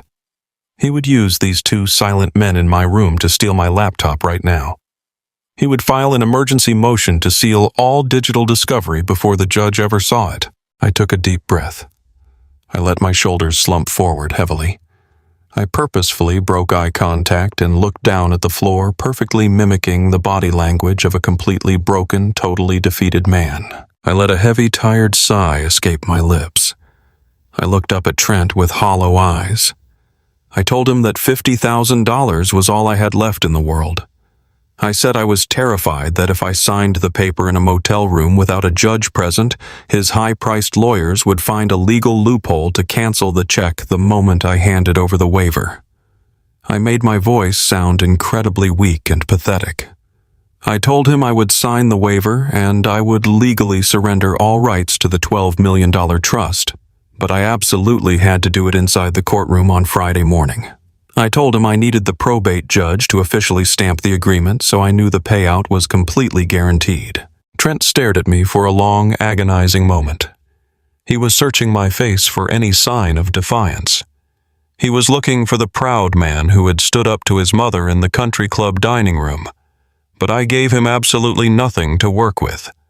I gave him the exact version of myself he had always believed existed. A cowardly, desperate data nerd who only cared about pure survival. A slow, highly satisfied smirk spread across Trent's face. His massive ego completely blinded him to the reality of the situation. He fully believed he had just crushed the very last ounce of fight out of me. He looked at me with a sense of absolute supremacy. He picked up his silver pen from the desk and slid it back into his tailored jacket. He told me I was making the first smart business decision of my entire life. He said he would see me in court on Friday morning at 9 sharp. He explicitly warned me not to be late, stating that his patience for my pathetic existence had completely expired. Trent turned around and walked out the open door into the humid afternoon air. The two massive associates gave me one last cold, intimidating glare before following him out. I stood perfectly still in the center of the room and listened to the heavy doors of the luxury SUV slam shut. I listened to the powerful engine roar to life, and I listened as the tires crunched over the gravel, fading away down the street. When the silence finally returned to the motel room, I let out a long, shaky breath. A slow, dark smile crept across my face. I knelt down on the stained carpet and began gathering the scattered pages of my retail sales reports. I stacked the complex data sheets back into a perfectly neat pile. Trent thought he had just won the ultimate victory. He thought he had successfully intimidated a weak man into complete submission. He had absolutely no idea that my entire surrender was a highly calculated illusion. By forcing him to wait until the court hearing to get my signature, I had flawlessly guaranteed that both he and Chloe would be sitting directly in front of the judge at the exact minute the cloud server unlocked. I placed the stack of papers back into the heavy cardboard box. I walked over to the small plastic closet and ran my hand along the fine wool sleeve of my newly tailored charcoal suit. The game was no longer about simple survival. It was about absolute execution. I had successfully secured the digital evidence. I had fortified the trap. I had invited the predators directly into the cage. Now all I had to do was put on my armor, walk into that courtroom, and burn their entire empire to the ground.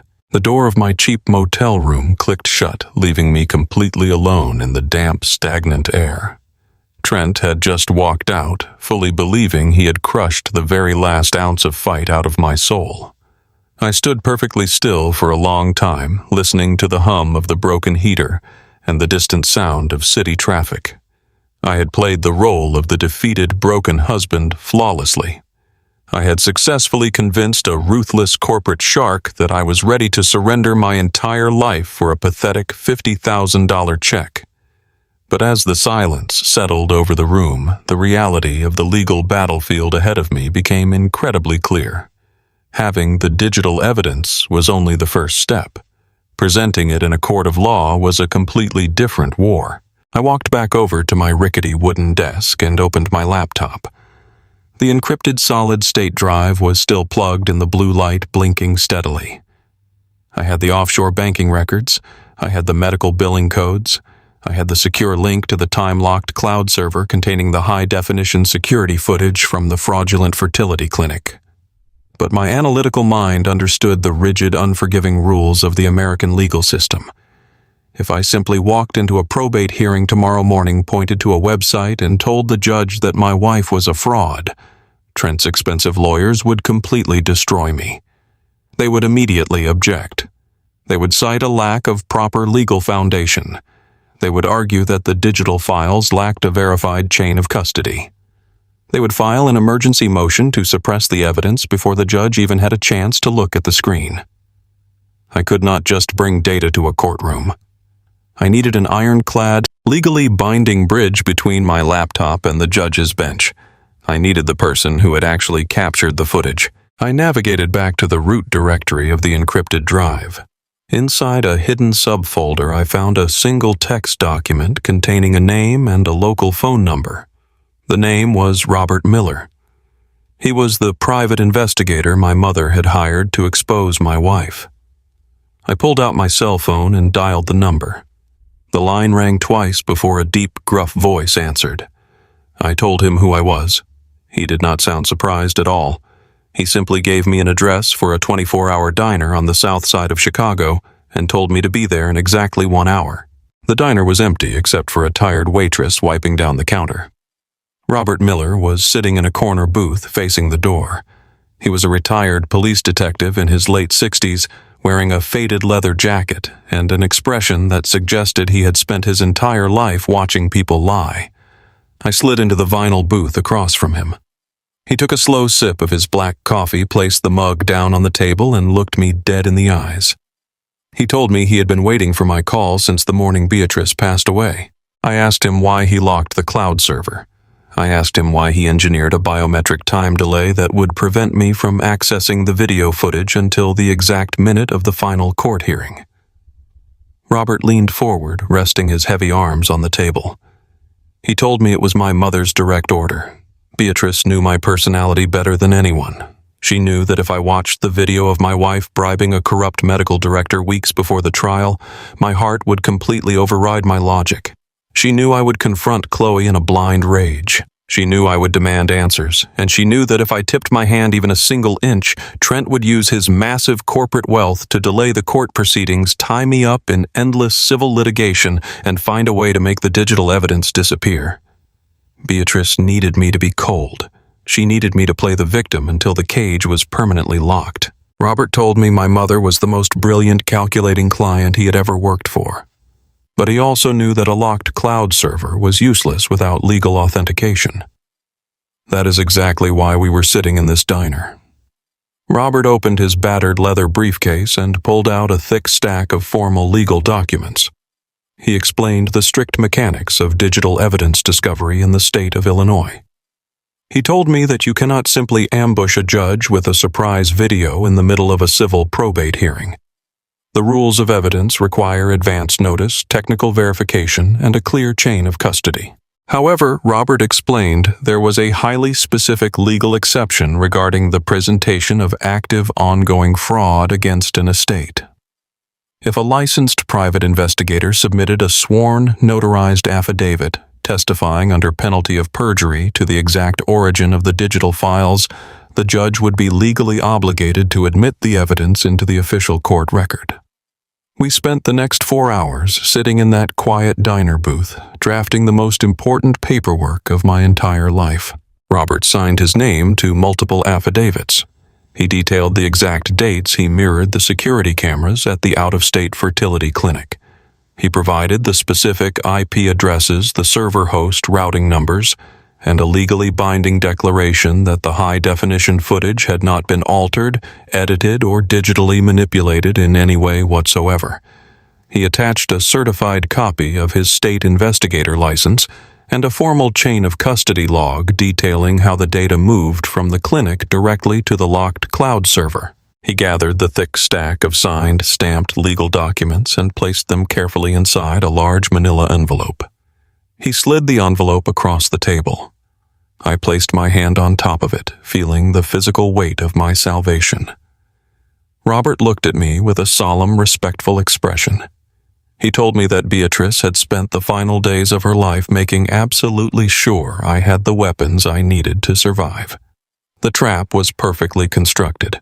The legal foundation was completely bulletproof. The rest of the execution was entirely up to me.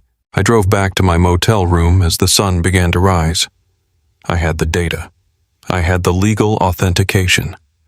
I had the perfectly timed server lock. The only thing left to do was wait for the final night to fall. The night before the emergency hearing was bitterly cold. A harsh winter wind howled off Lake Michigan, rattling the thin, cheap windows of my motel room. I tried to pace the small floor space, but the walls felt like they were closing in on me. The adrenaline pumping through my veins was like battery acid. I had spent the entire week living in total isolation, eating cheap food and staring at glowing spreadsheets. I could not sit still for another minute. I grabbed my cheap winter coat, walked out into the freezing parking lot, and started my car. I did not have a specific destination in mind when I pulled out onto the road, but my hands turned the steering wheel with pure instinct. I drove away from the industrial slums and headed toward the wealthy, glowing commercial heart of the city. I drove for 30 minutes until I reached the massive, ultra-luxury high-rise condominium building where Trent had recently purchased a penthouse for Chloe. I pulled my car over to the curb across the street and turned off the engine. I killed the headlights and sat in the freezing darkness of my vehicle, looking up at the top floor. The floor-to-ceiling windows of the penthouse were completely uncurtained. The lights inside were burning bright, casting a warm golden glow out into the cold, unforgiving city night. Through the massive glass panes, I could see them perfectly. Trent and Chloe were throwing a private celebration. I watched my wife holding a delicate crystal wine glass. She was smiling broadly, throwing her head back in genuine laughter at something her brother had just said. She was wearing an elegant flowing silk dress that perfectly accentuated her fake maternal glow. She looked incredibly relaxed, completely untouched by the devastation she had caused. Trent was pacing back and forth across the expensive hardwood floors. He was waving a lit cigar in the air, dominating the luxurious room with his usual arrogant, aggressive energy. They were toasting to their own brilliance. They were actively celebrating their impending $12 million victory. They were celebrating the absolute destruction of my life. They fully believed that tomorrow morning they would walk into a downtown courtroom, watch me sign away my soul and my unborn child for $50,000 and walk out as multimillionaires. They thought they had completely outsmarted a paranoid old woman and utterly broken a weak, pathetic husband. I sat in my cold, dark car and watched the woman I had promised to love for the rest of my life.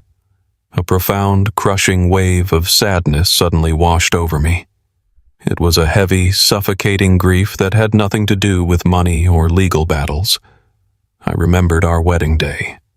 I remembered standing at the altar of our small community church, looking deep into her eyes and believing with my entire heart that she was my perfect partner. I remembered all the quiet nights I had held her in our bed while she cried bitter, perfectly manufactured tears over our inability to start a family. I realized that every single moment of our marriage had been a highly calculated performance. Every kiss, every shared dream, every word of comfort, had been nothing more than a strategic move in a long con designed to steal my family fortune. I mourned the marriage I thought I had. I mourned the illusion of the woman I loved. I let the sadness wash through me, acknowledging the massive gaping hole she had left in my chest.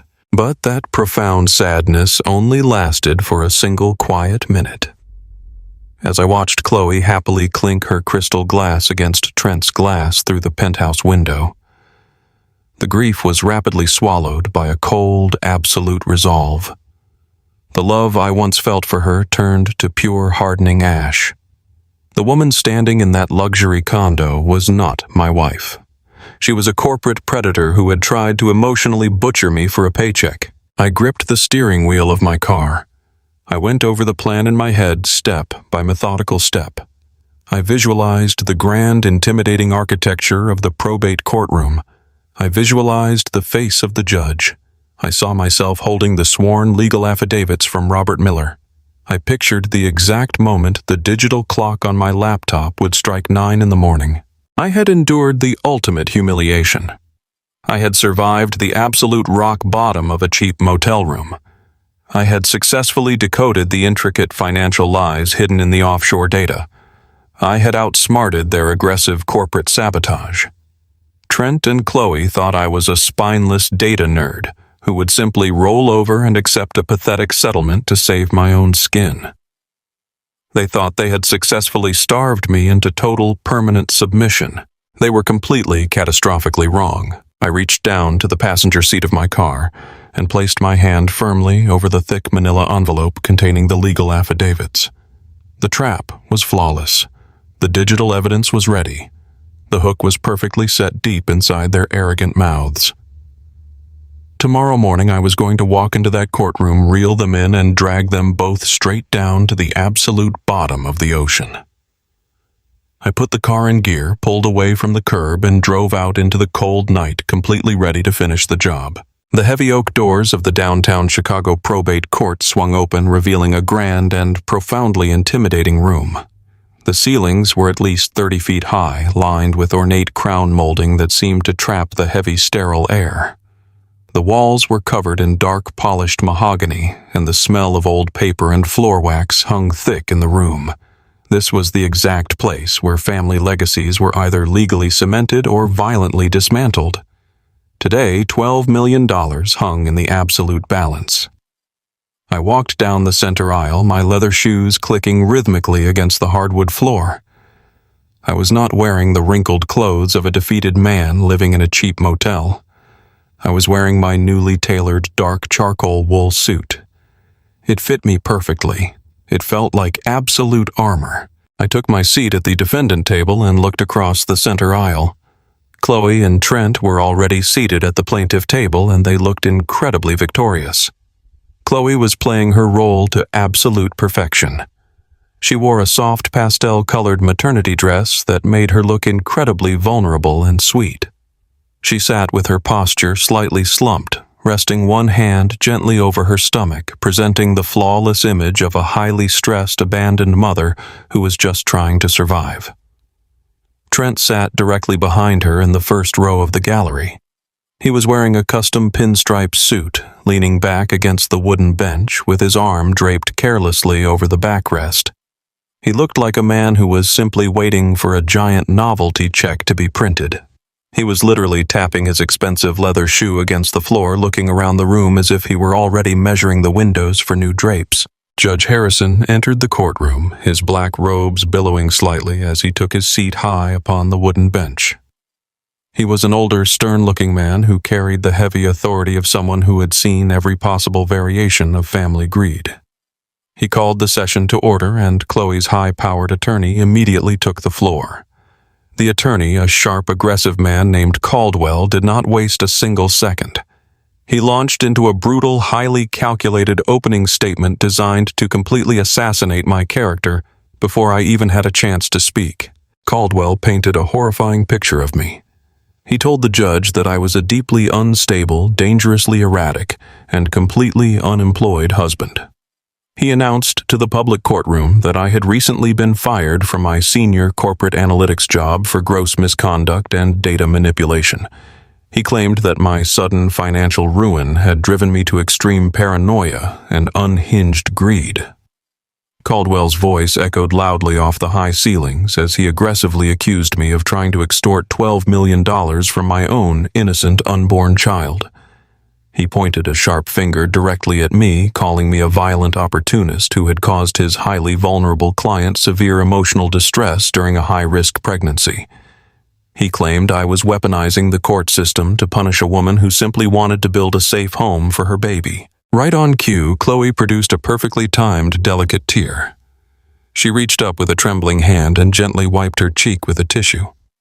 She let out a soft, barely audible sniffle that carried perfectly through the silent courtroom. Judge Harrison softened his stern expression when he looked down at her. He offered her a brief, reassuring nod. Then the judge slowly turned his gaze toward my table. When he looked at me, I did not see anger or legal hostility. I saw something much worse. I saw profound, heavy pity. The judge saw a man who had lost his job, lost his mother, and was now desperately clinging to a massive fortune he clearly did not deserve. Judge Harrison leaned forward over his heavy wooden bench. He spoke to me directly, his voice carrying a tone of forced, exhausted patience. He reminded me that the family court system was not the place for bitter revenge or personal vendettas. He informed me that he had thoroughly reviewed the settlement offer provided by my wife's legal counsel. He specifically noted the $50,000 cash payout waiting for me. The judge told me that signing the waiver relinquishing my paternal claims and walking away from the estate was the most dignified and reasonable path forward. He looked at me plainly and asked if I was finally ready to sign the document and end this painful chapter for everyone involved. I did not look down at the table. I did not flinch or break eye contact with the judge. I slowly stood up from my chair, buttoning the center button of my tailored jacket. I spoke with a voice so calm and steady it surprised even me. I told Judge Harrison that I would absolutely not sign that waiver today or any other day. A wave of agitated murmurs immediately rippled through the courtroom gallery.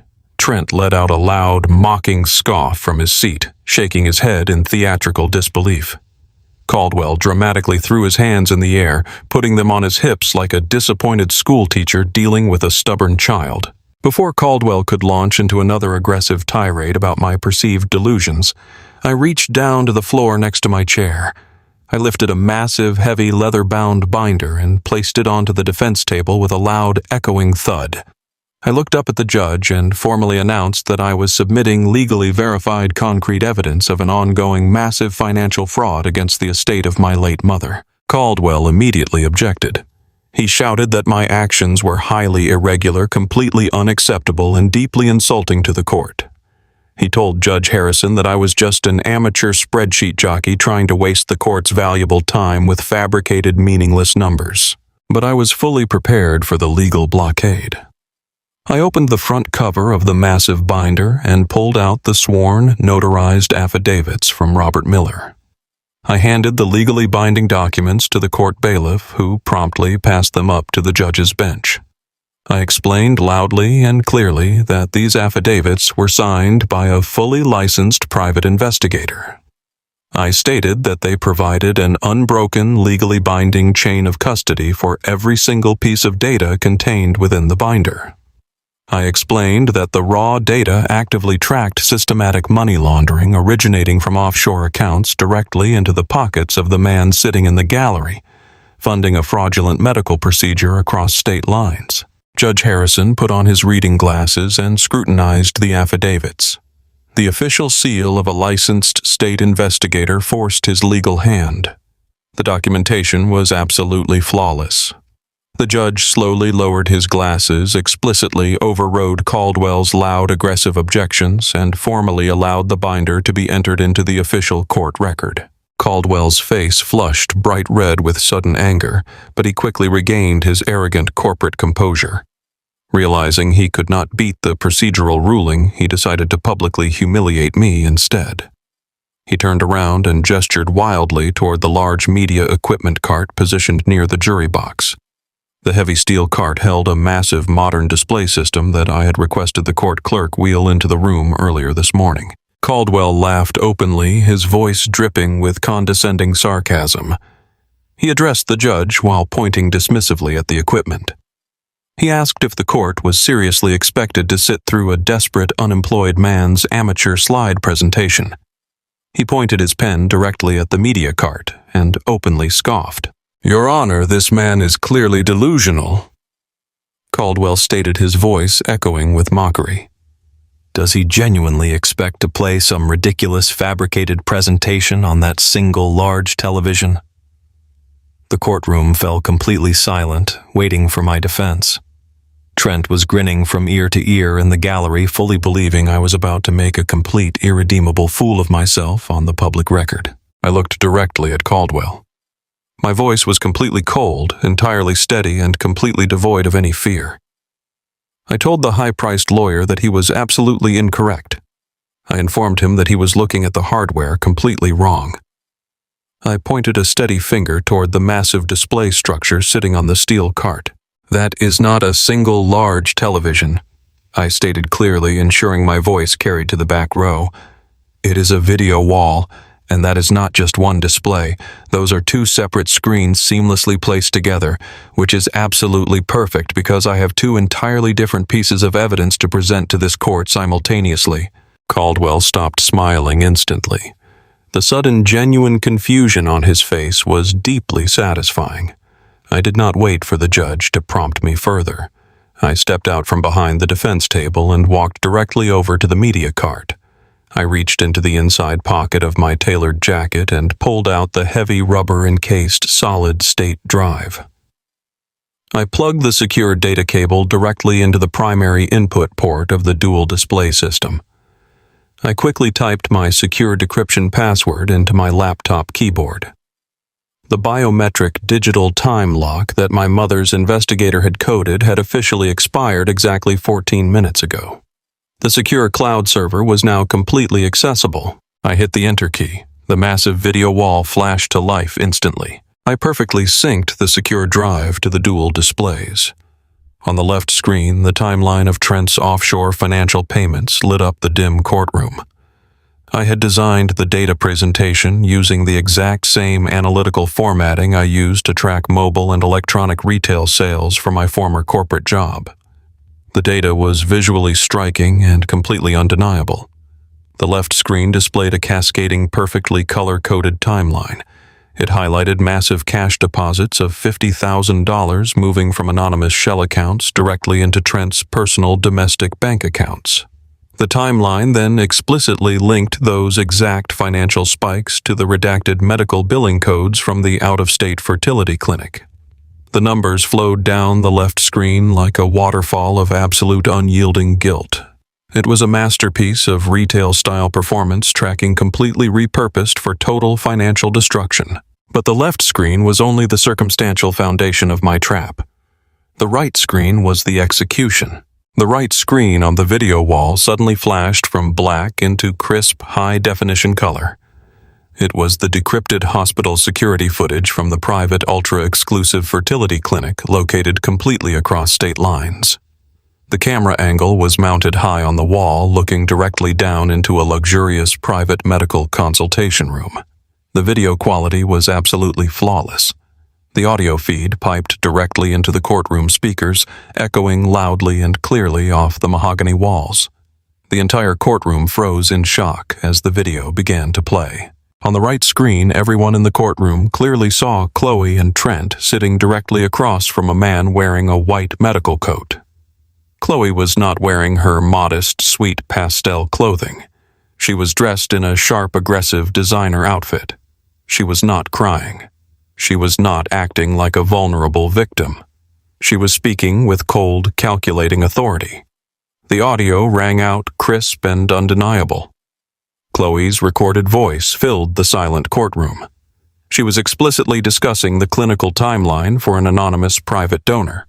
She loudly demanded that the medical procedure happen by the very end of the month to perfectly coincide with my mother's rapidly failing health. She literally stated on camera that her husband could not have any biological link to the child whatsoever, or the $12 million trust fund would be completely ruined by my legal interference. The video continued playing relentlessly. Trent leaned across the medical consultation desk on the right screen. He casually opened a thick leather briefcase and began pulling out thick stacks of banded $100 bills. He slid the massive piles of cash directly across the table to the corrupt medical director. Trent's recorded voice boomed through the courtroom speakers. He told the doctor that the cash was an initial retainer to absolutely guarantee that the falsified paternity documents were printed and ready the exact moment the baby was delivered. Trent then laughed loudly on the video. He leaned back in his leather chair and openly mocked my mother's intelligence.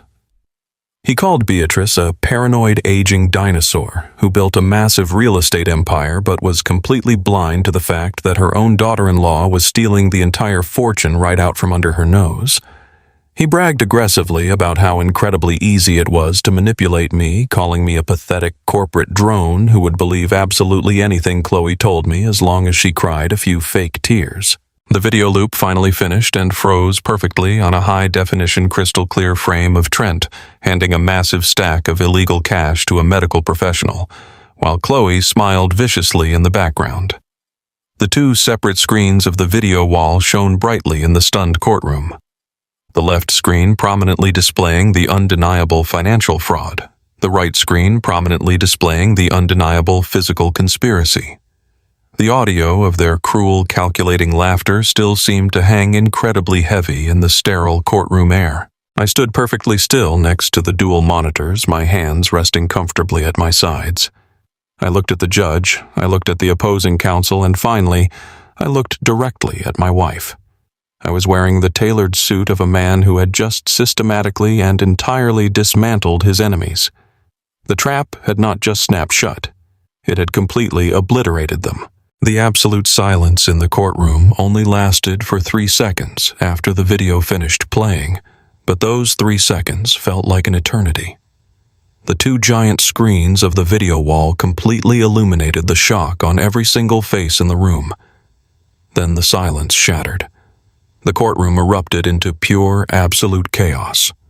It was as if all the oxygen had been sucked out of the room and instantly replaced with panicked screaming. Caldwell dropped his legal pad. It hit the mahogany table with a loud smack, and his jaw actually hung open. The aggressive, high-priced corporate lawyer who had spent the entire morning tearing my character to shreds was completely speechless. He stared at the screens and then slowly turned to look at Chloe with an expression of pure professional horror. He knew instantly that his clients had just committed massive federal perjury right in front of him, and he had unknowingly facilitated it. Chloe did not look radiant anymore. The color completely and entirely drained from her face. She looked like a ghost.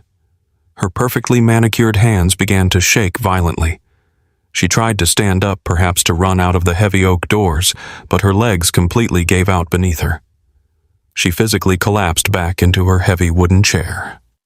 She wrapped her arms around her stomach, not in a protective maternal gesture, but in a posture of total, absolute defeat. Her carefully constructed facade of the innocent, abandoned wife was completely destroyed in front of the entire court. Trent reacted exactly how a cornered predator reacts. He did not freeze. He exploded. Trent leaped up from the wooden bench in the gallery. His face was twisted into a mask of pure, furious desperation. He pointed a shaking finger at the video wall and started screaming at the absolute top of his lungs. He shouted that the footage was completely fake. He screamed that I was a manipulative data analyst who had used sophisticated artificial intelligence to doctor the video. He yelled that I had digitally altered the audio to frame him because I was bitter about losing my job and my marriage. He was thrashing around in the gallery looking desperately at the judge and then at his lawyer begging someone to believe his frantic lies. Judge Harrison did not believe a single word.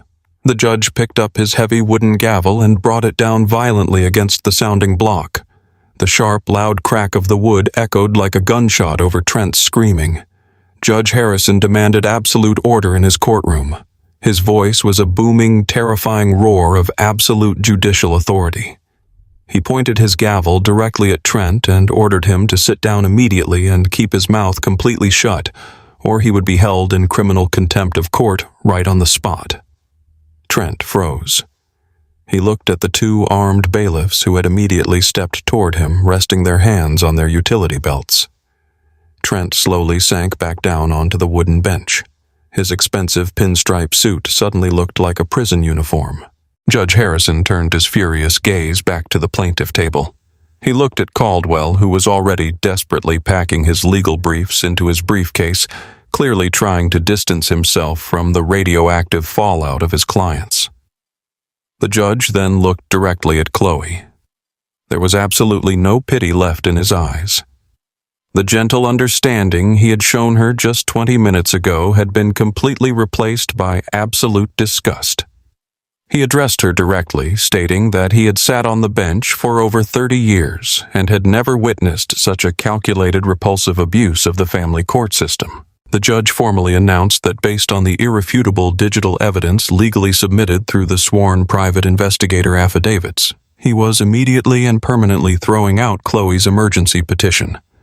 He stated for the official court record that the $12 million trust would remain completely frozen to her and her legal team.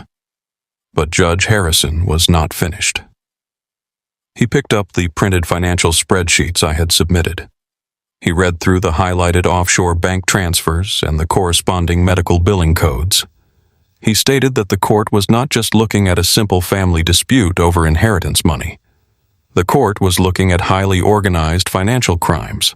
He looked past Chloe and locked his eyes directly onto Trent. Judge Harrison stated that the video footage and the financial data clearly revealed an active conspiracy to commit felony wire fraud. It revealed an active conspiracy to explicitly defraud a multi-million-dollar estate. And it revealed the direct bribery of a licensed medical professional across state lines.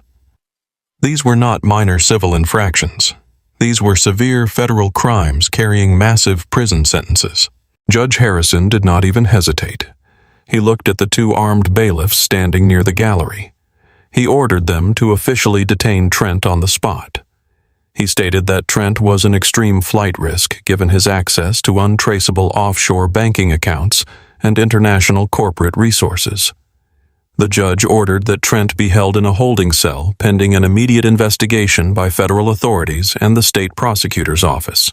The two large bailiffs immediately moved in. They grabbed Trent by his expensive tailored arms and pulled him to his feet. Trent tried to pull away, but the bailiffs were massive and completely unyielding. They spun him around, and I heard the sharp, unmistakable click of heavy metal handcuffs locking securely around his wrists. The sound was incredibly satisfying. It was the sound of a consequence finally catching up to a man who believed his wealth made him completely untouchable. Panic entirely consumed Trent. The arrogant corporate shark who had aggressively threatened to spend $1 million to ruin my life was now sweating profusely. His eyes darted around the room in absolute terror. As the bailiffs began to physically drag him down the center aisle toward the holding area, he locked eyes with me. He dug his expensive shoes into the hardwood floor, trying to stop his forward momentum. He looked at me with wide, desperate eyes and began to beg. His voice cracked with genuine fear. He pleaded with me to tell the judge it was all a massive misunderstanding. He swore that he would give me the $50,000 right now. He offered to double it. He offered to give me $1 million if I just withdrew the evidence and told the court it was a bad joke. He promised to give me back my corporate career. He promised to leave the state and never bother me again. He begged me to remember that we were family. I just stared at him. I did not smile. I did not gloat. I gave him the exact same look of cold indifference he had given me when I lost my job. I watched in total silence as the heavy wooden doors of the courtroom swung open and the bailiffs dragged him out into the hallway. Then I felt a desperate pulling on the sleeve of my tailored charcoal suit. I turned around and looked down. Chloe had stumbled out of her chair and closed the distance between us. She was physically clutching the fabric of my sleeve, her knuckles turning white from how hard she was gripping my arm. She was sobbing. But these were not the delicate, perfectly timed theatrical tears she had used to manipulate my mother at the birthday dinner. These were not the fake tears she had used to win the sympathy of the judge. These were real, heavy, ugly tears of absolute sheer terror. Her carefully constructed mask had completely melted off, revealing the terrified, deeply selfish person hiding underneath. She looked up at me, her makeup running down her face. Her voice was a desperate broken whisper. She called my name. She begged me to please stop all of this. She pointed a trembling hand toward her stomach and reminded me that she was still the mother of a child. She said she was about to bring an innocent life into the world, and that I could not possibly send her brother to federal prison and leave her completely destitute. She whispered that she had made a terrible mistake because she was simply scared of the future. She begged for my forgiveness, claiming that deep down she truly loved me. I looked at her face. I searched my own heart for any lingering trace of the deep love I had carried for her over the last 4 years. I searched for the man who had blindly defended her against his own mother. That man was completely gone. He had died in a freezing, dirty motel room while she was drinking expensive wine in a luxury penthouse. I reached up and placed my hand firmly over her trembling fingers. I did not squeeze her hand to comfort her. I gripped her wrist with cold, absolute authority and physically pulled her hand completely off my sleeve. I stepped back, creating a solid physical boundary between us. I looked her directly in the eyes. My voice was calm, quiet, and completely empty of any emotion. I told her that she was absolutely right. I told her she was indeed a mother. But I reminded her with absolute finality that she was absolutely not my family. I turned my back on her, leaving her standing completely alone in the center of the courtroom, sobbing uncontrollably into her hands. I walked slowly back to the defense table and began neatly packing my legally verified retail spreadsheets back into the heavy leather binder. The sound of Chloe's real weeping echoed off the high mahogany walls, but I completely tuned it out. I looked up at the bench. Judge Harrison was watching me closely. He gave me a single silent nod of profound professional respect. He understood exactly what I had just accomplished. With Chloe's fraudulent petition completely thrown out, and the criminal conspiracy officially exposed to the court, the legal path was entirely clear. The judge formally stated for the record that my mother's generation-skipping trust was officially voided due to intentional criminal fraud on the part of the applicant. He ruled that the entire $12 million estate would immediately default back to the primary biological heir. That beneficiary was me. I closed the heavy binder. The poetic justice of the entire situation was absolutely staggering. Trent and Chloe had spent years orchestrating a brilliant, expensive, and highly illegal scheme to steal my family wealth. They had intentionally destroyed my career and tried to starve me out in a cheap motel to force my submission. They thought my lack of corporate aggression made me weak. They thought my analytical mind was useless in the real world. But their own boundless, blinding greed was their absolute undoing. If they had simply left me alone after the will reading, I might never have used that rusted safety deposit key. If Trent had not been so incredibly arrogant as to kick over my box of retail sales reports, he might have realized he was dealing with a man who built his entire life on tracking patterns and exposing bad data. They had built a massive, beautiful castle of lies, and they had literally handed me the match to burn it down. I picked up the solid-state drive and slipped it safely back into my inside pocket. I walked down the center aisle of the courtroom, feeling the heavy weight of the last 3 years completely lift off my shoulders. I did not look back at my wife. I pushed open the heavy oak doors and stepped out into the bright, bustling hallway of the courthouse. The $12 million fortune was finally secure, but more importantly, I had completely taken my life back. 6 months have passed since the heavy oak doors of the downtown probate courtroom swung shut on the darkest chapter of my life. Time has a strange way of balancing the scales of justice when the evidence is written in undeniable data and legal truth. The federal investigation into Trent moved with terrifying speed and absolute precision. When you leave a highly detailed digital trail of offshore wire fraud, and when you are explicitly recorded on high-definition video, bribing a medical professional across state lines, the federal legal system does not offer you a generous plea deal. It offers you a concrete cage. Trent was formally convicted on multiple felony counts of conspiracy to commit wire fraud, medical bribery, and attempting to systematically defraud a multi-million-dollar estate. I was not in the courtroom on the day of his sentencing, but my attorneys provided me with the full transcript. The federal judge looked down at the arrogant investment broker and stripped away every single ounce of his corporate armor. The judge ordered the immediate freezing and total seizure of all his domestic and offshore financial accounts. Trent lost his highly lucrative broker license permanently. He lost his custom-tailored suits. He lost his luxury vehicles and his prestigious country club memberships. The arrogant predator who had violently kicked a box of my retail sales reports across a filthy motel room floor. The man who had promised to spend $1 million just to watch me sleep on a park bench is now sleeping on a thin mattress surrounded by steel bars.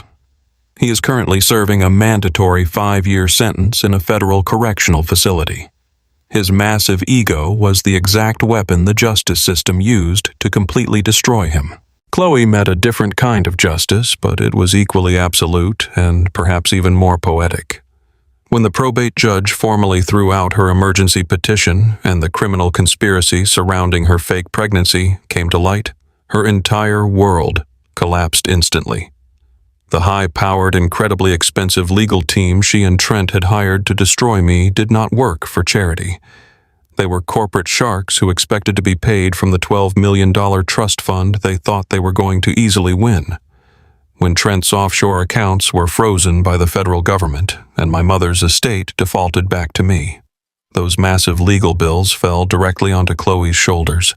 The very same ruthless attorneys she had unleashed to starve me into submission turned their vicious collection tactics onto her. They sued her in civil court for hundreds of thousands of dollars in unpaid legal fees. She was completely and entirely bankrupted within a matter of weeks. The bank immediately seized the luxury downtown penthouse Trent had purchased for her. Today, the woman who demanded designer clothes and $12 artisanal lattes lives completely alone in a cramped, poorly lit apartment on the industrial outskirts of the city. She traded a devoted husband, a peaceful marriage, and a quiet life for a desperate, highly illegal gamble at $12 million. She walked away with absolute ruin. She has no fortune. She has no family. She has nothing but the crushing weight of her own toxic greed. As for me, the transition from a desperate man eating instant ramen in a $10 motel room to the sole manager of a $12 million trust fund was incredibly surreal. But I did not let the sudden influx of massive wealth change my core identity. I did not run out and purchase a luxury yacht to post vindictive pictures on the internet. I did not buy a sprawling, unnecessary mansion just to prove my financial worth to people who never actually cared about me. I knew exactly what my mother wanted me to do with that capital. Beatrice wanted me to build something real. She wanted me to build a foundation that could never be manipulated or stolen by a smiling predator. I used a fraction of the trust to clear my professional name instantly. Armed with the legal verification of Trent's criminal smear campaign, my lawyers forced a massive, highly public retraction from my former corporate employer. The very same executives who had marched me out the back door in disgrace suddenly sent desperate emails practically begging me to return to my senior director position with a massive pay increase. I politely declined their offer. I no longer needed a seat at their corporate table because I was finally building my own. I used the capital from the trust to launch an elite independent data analytics firm. I specifically tailored our corporate services to retail performance tracking for massive electronic conglomerates. I took the exact same analytical skills I used to expose my wife's conspiracy and turned them into an impenetrable, highly lucrative business model. I hired a team of brilliant, dedicated analysts who respect the undeniable truth of raw numbers. Today, I spend my time tracking massive mobile device distribution networks, parsing complex consumer data, and finding the hidden retail anomalies that save major electronic brands millions of dollars every single quarter. I am doing exactly what I love. I am doing exactly what Trent loudly mocked me for doing. But now I am not a disposable corporate drone waiting for approval from a corrupt board of directors. I am the chief executive officer of my own enterprise. Every single time I walk into my corner office and look at the massive video walls tracking live retail data across the country, I feel a profound sense of absolute unbreakable peace. But true peace does not simply come from financial success or corporate vindication. True peace comes from finally understanding the brutal, agonizing lessons that life forces you to learn. Last Sunday, I woke up early while the city of Chicago was still completely quiet. The autumn air was crisp and freezing as I drove my car through the empty streets toward the private cemetery where my mother was buried. I parked near the wrought iron gates and walked slowly across the perfectly manicured grass until I reached her family plot. The marble headstone was simple, towering, and elegant. It was a perfect physical reflection of the woman Beatrice had been in life. She was cold and unyielding on the outside, but built of a material designed to withstand absolutely any storm the world could throw at her. I stood there in the quiet morning light and thought about the very last time I saw her alive. I thought about the luxurious 70th birthday dinner. I thought about how much pure hatred I felt for her in that private dining room when she stood up and called my unborn child a massive financial scam. I thought about how I aggressively yelled at her, publicly defending a woman who was actively planning to destroy my entire existence. I remembered the look of deep pity in my mother's eyes when she tried to hand Chloe that $100,000 check. I reached into the inside pocket of my wool coat. I pulled out a single, neatly folded piece of paper. It was not a heartfelt, handwritten letter. It was a printed spreadsheet. It was the master mobile sales performance chart that I had been working on the exact day I was unjustly fired from my job. It was the very same chart that Trent had violently kicked across the filthy floor of my motel room when he thought he had completely defeated me. I knelt down on the cold, damp grass and placed that single page gently against the base of my mother's marble headstone. It was a silent thank you. It was a quiet acknowledgement from a son who finally understood the terrifying, immense depth of a mother's protective love. Beatrice loved me enough to let me absolutely hate her. She loved me enough to cut my safety net completely and let me hit absolute rock bottom. She knew that if she cushioned my fall with cash or gentle warnings, I would never open my eyes. She knew I was completely blinded by the illusion of a happy marriage. She knew I had to lose everything I thought I wanted so I could finally see the undeniable truth standing right in front of me. My mother handed me the hardest, most agonizing puzzle of my entire life because she knew I was the only person smart enough to solve it. I whispered my gratitude into the cold morning wind, knowing with absolute certainty that her final act of brutal, tough love was the greatest gift I had ever received. When you go through a fire that burns down your entire reality, it fundamentally changes the way you look at the human race. I want you to listen to me very carefully right now. From the time we are children, we are taught to trust the people who speak to us with soft voices. We are taught to lean on the people who smile at us the brightest, the people who agree with everything we say, and the people who constantly validate our choices. But the most dangerous predators in this world do not hide in dark alleys waiting to mug you. They sleep in your bed. They sit directly across from you at your dinner table.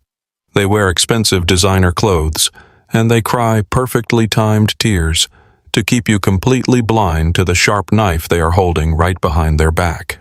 Sometimes the absolute worst villain in your life is actually the exact person trying to save you. The people who deliver the harshest, most agonizing truths are usually the only ones who genuinely care about your survival.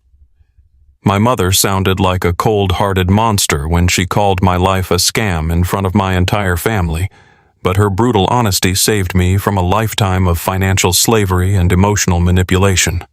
She forced me to look at the data when I only wanted to look at the illusion. True wealth has absolutely nothing to do with the balance printed on your bank statement. It is not about the size of the mansion you live in, the brand of the luxury car parked in your driveway, or the title written on your corporate business card. True wealth is clarity.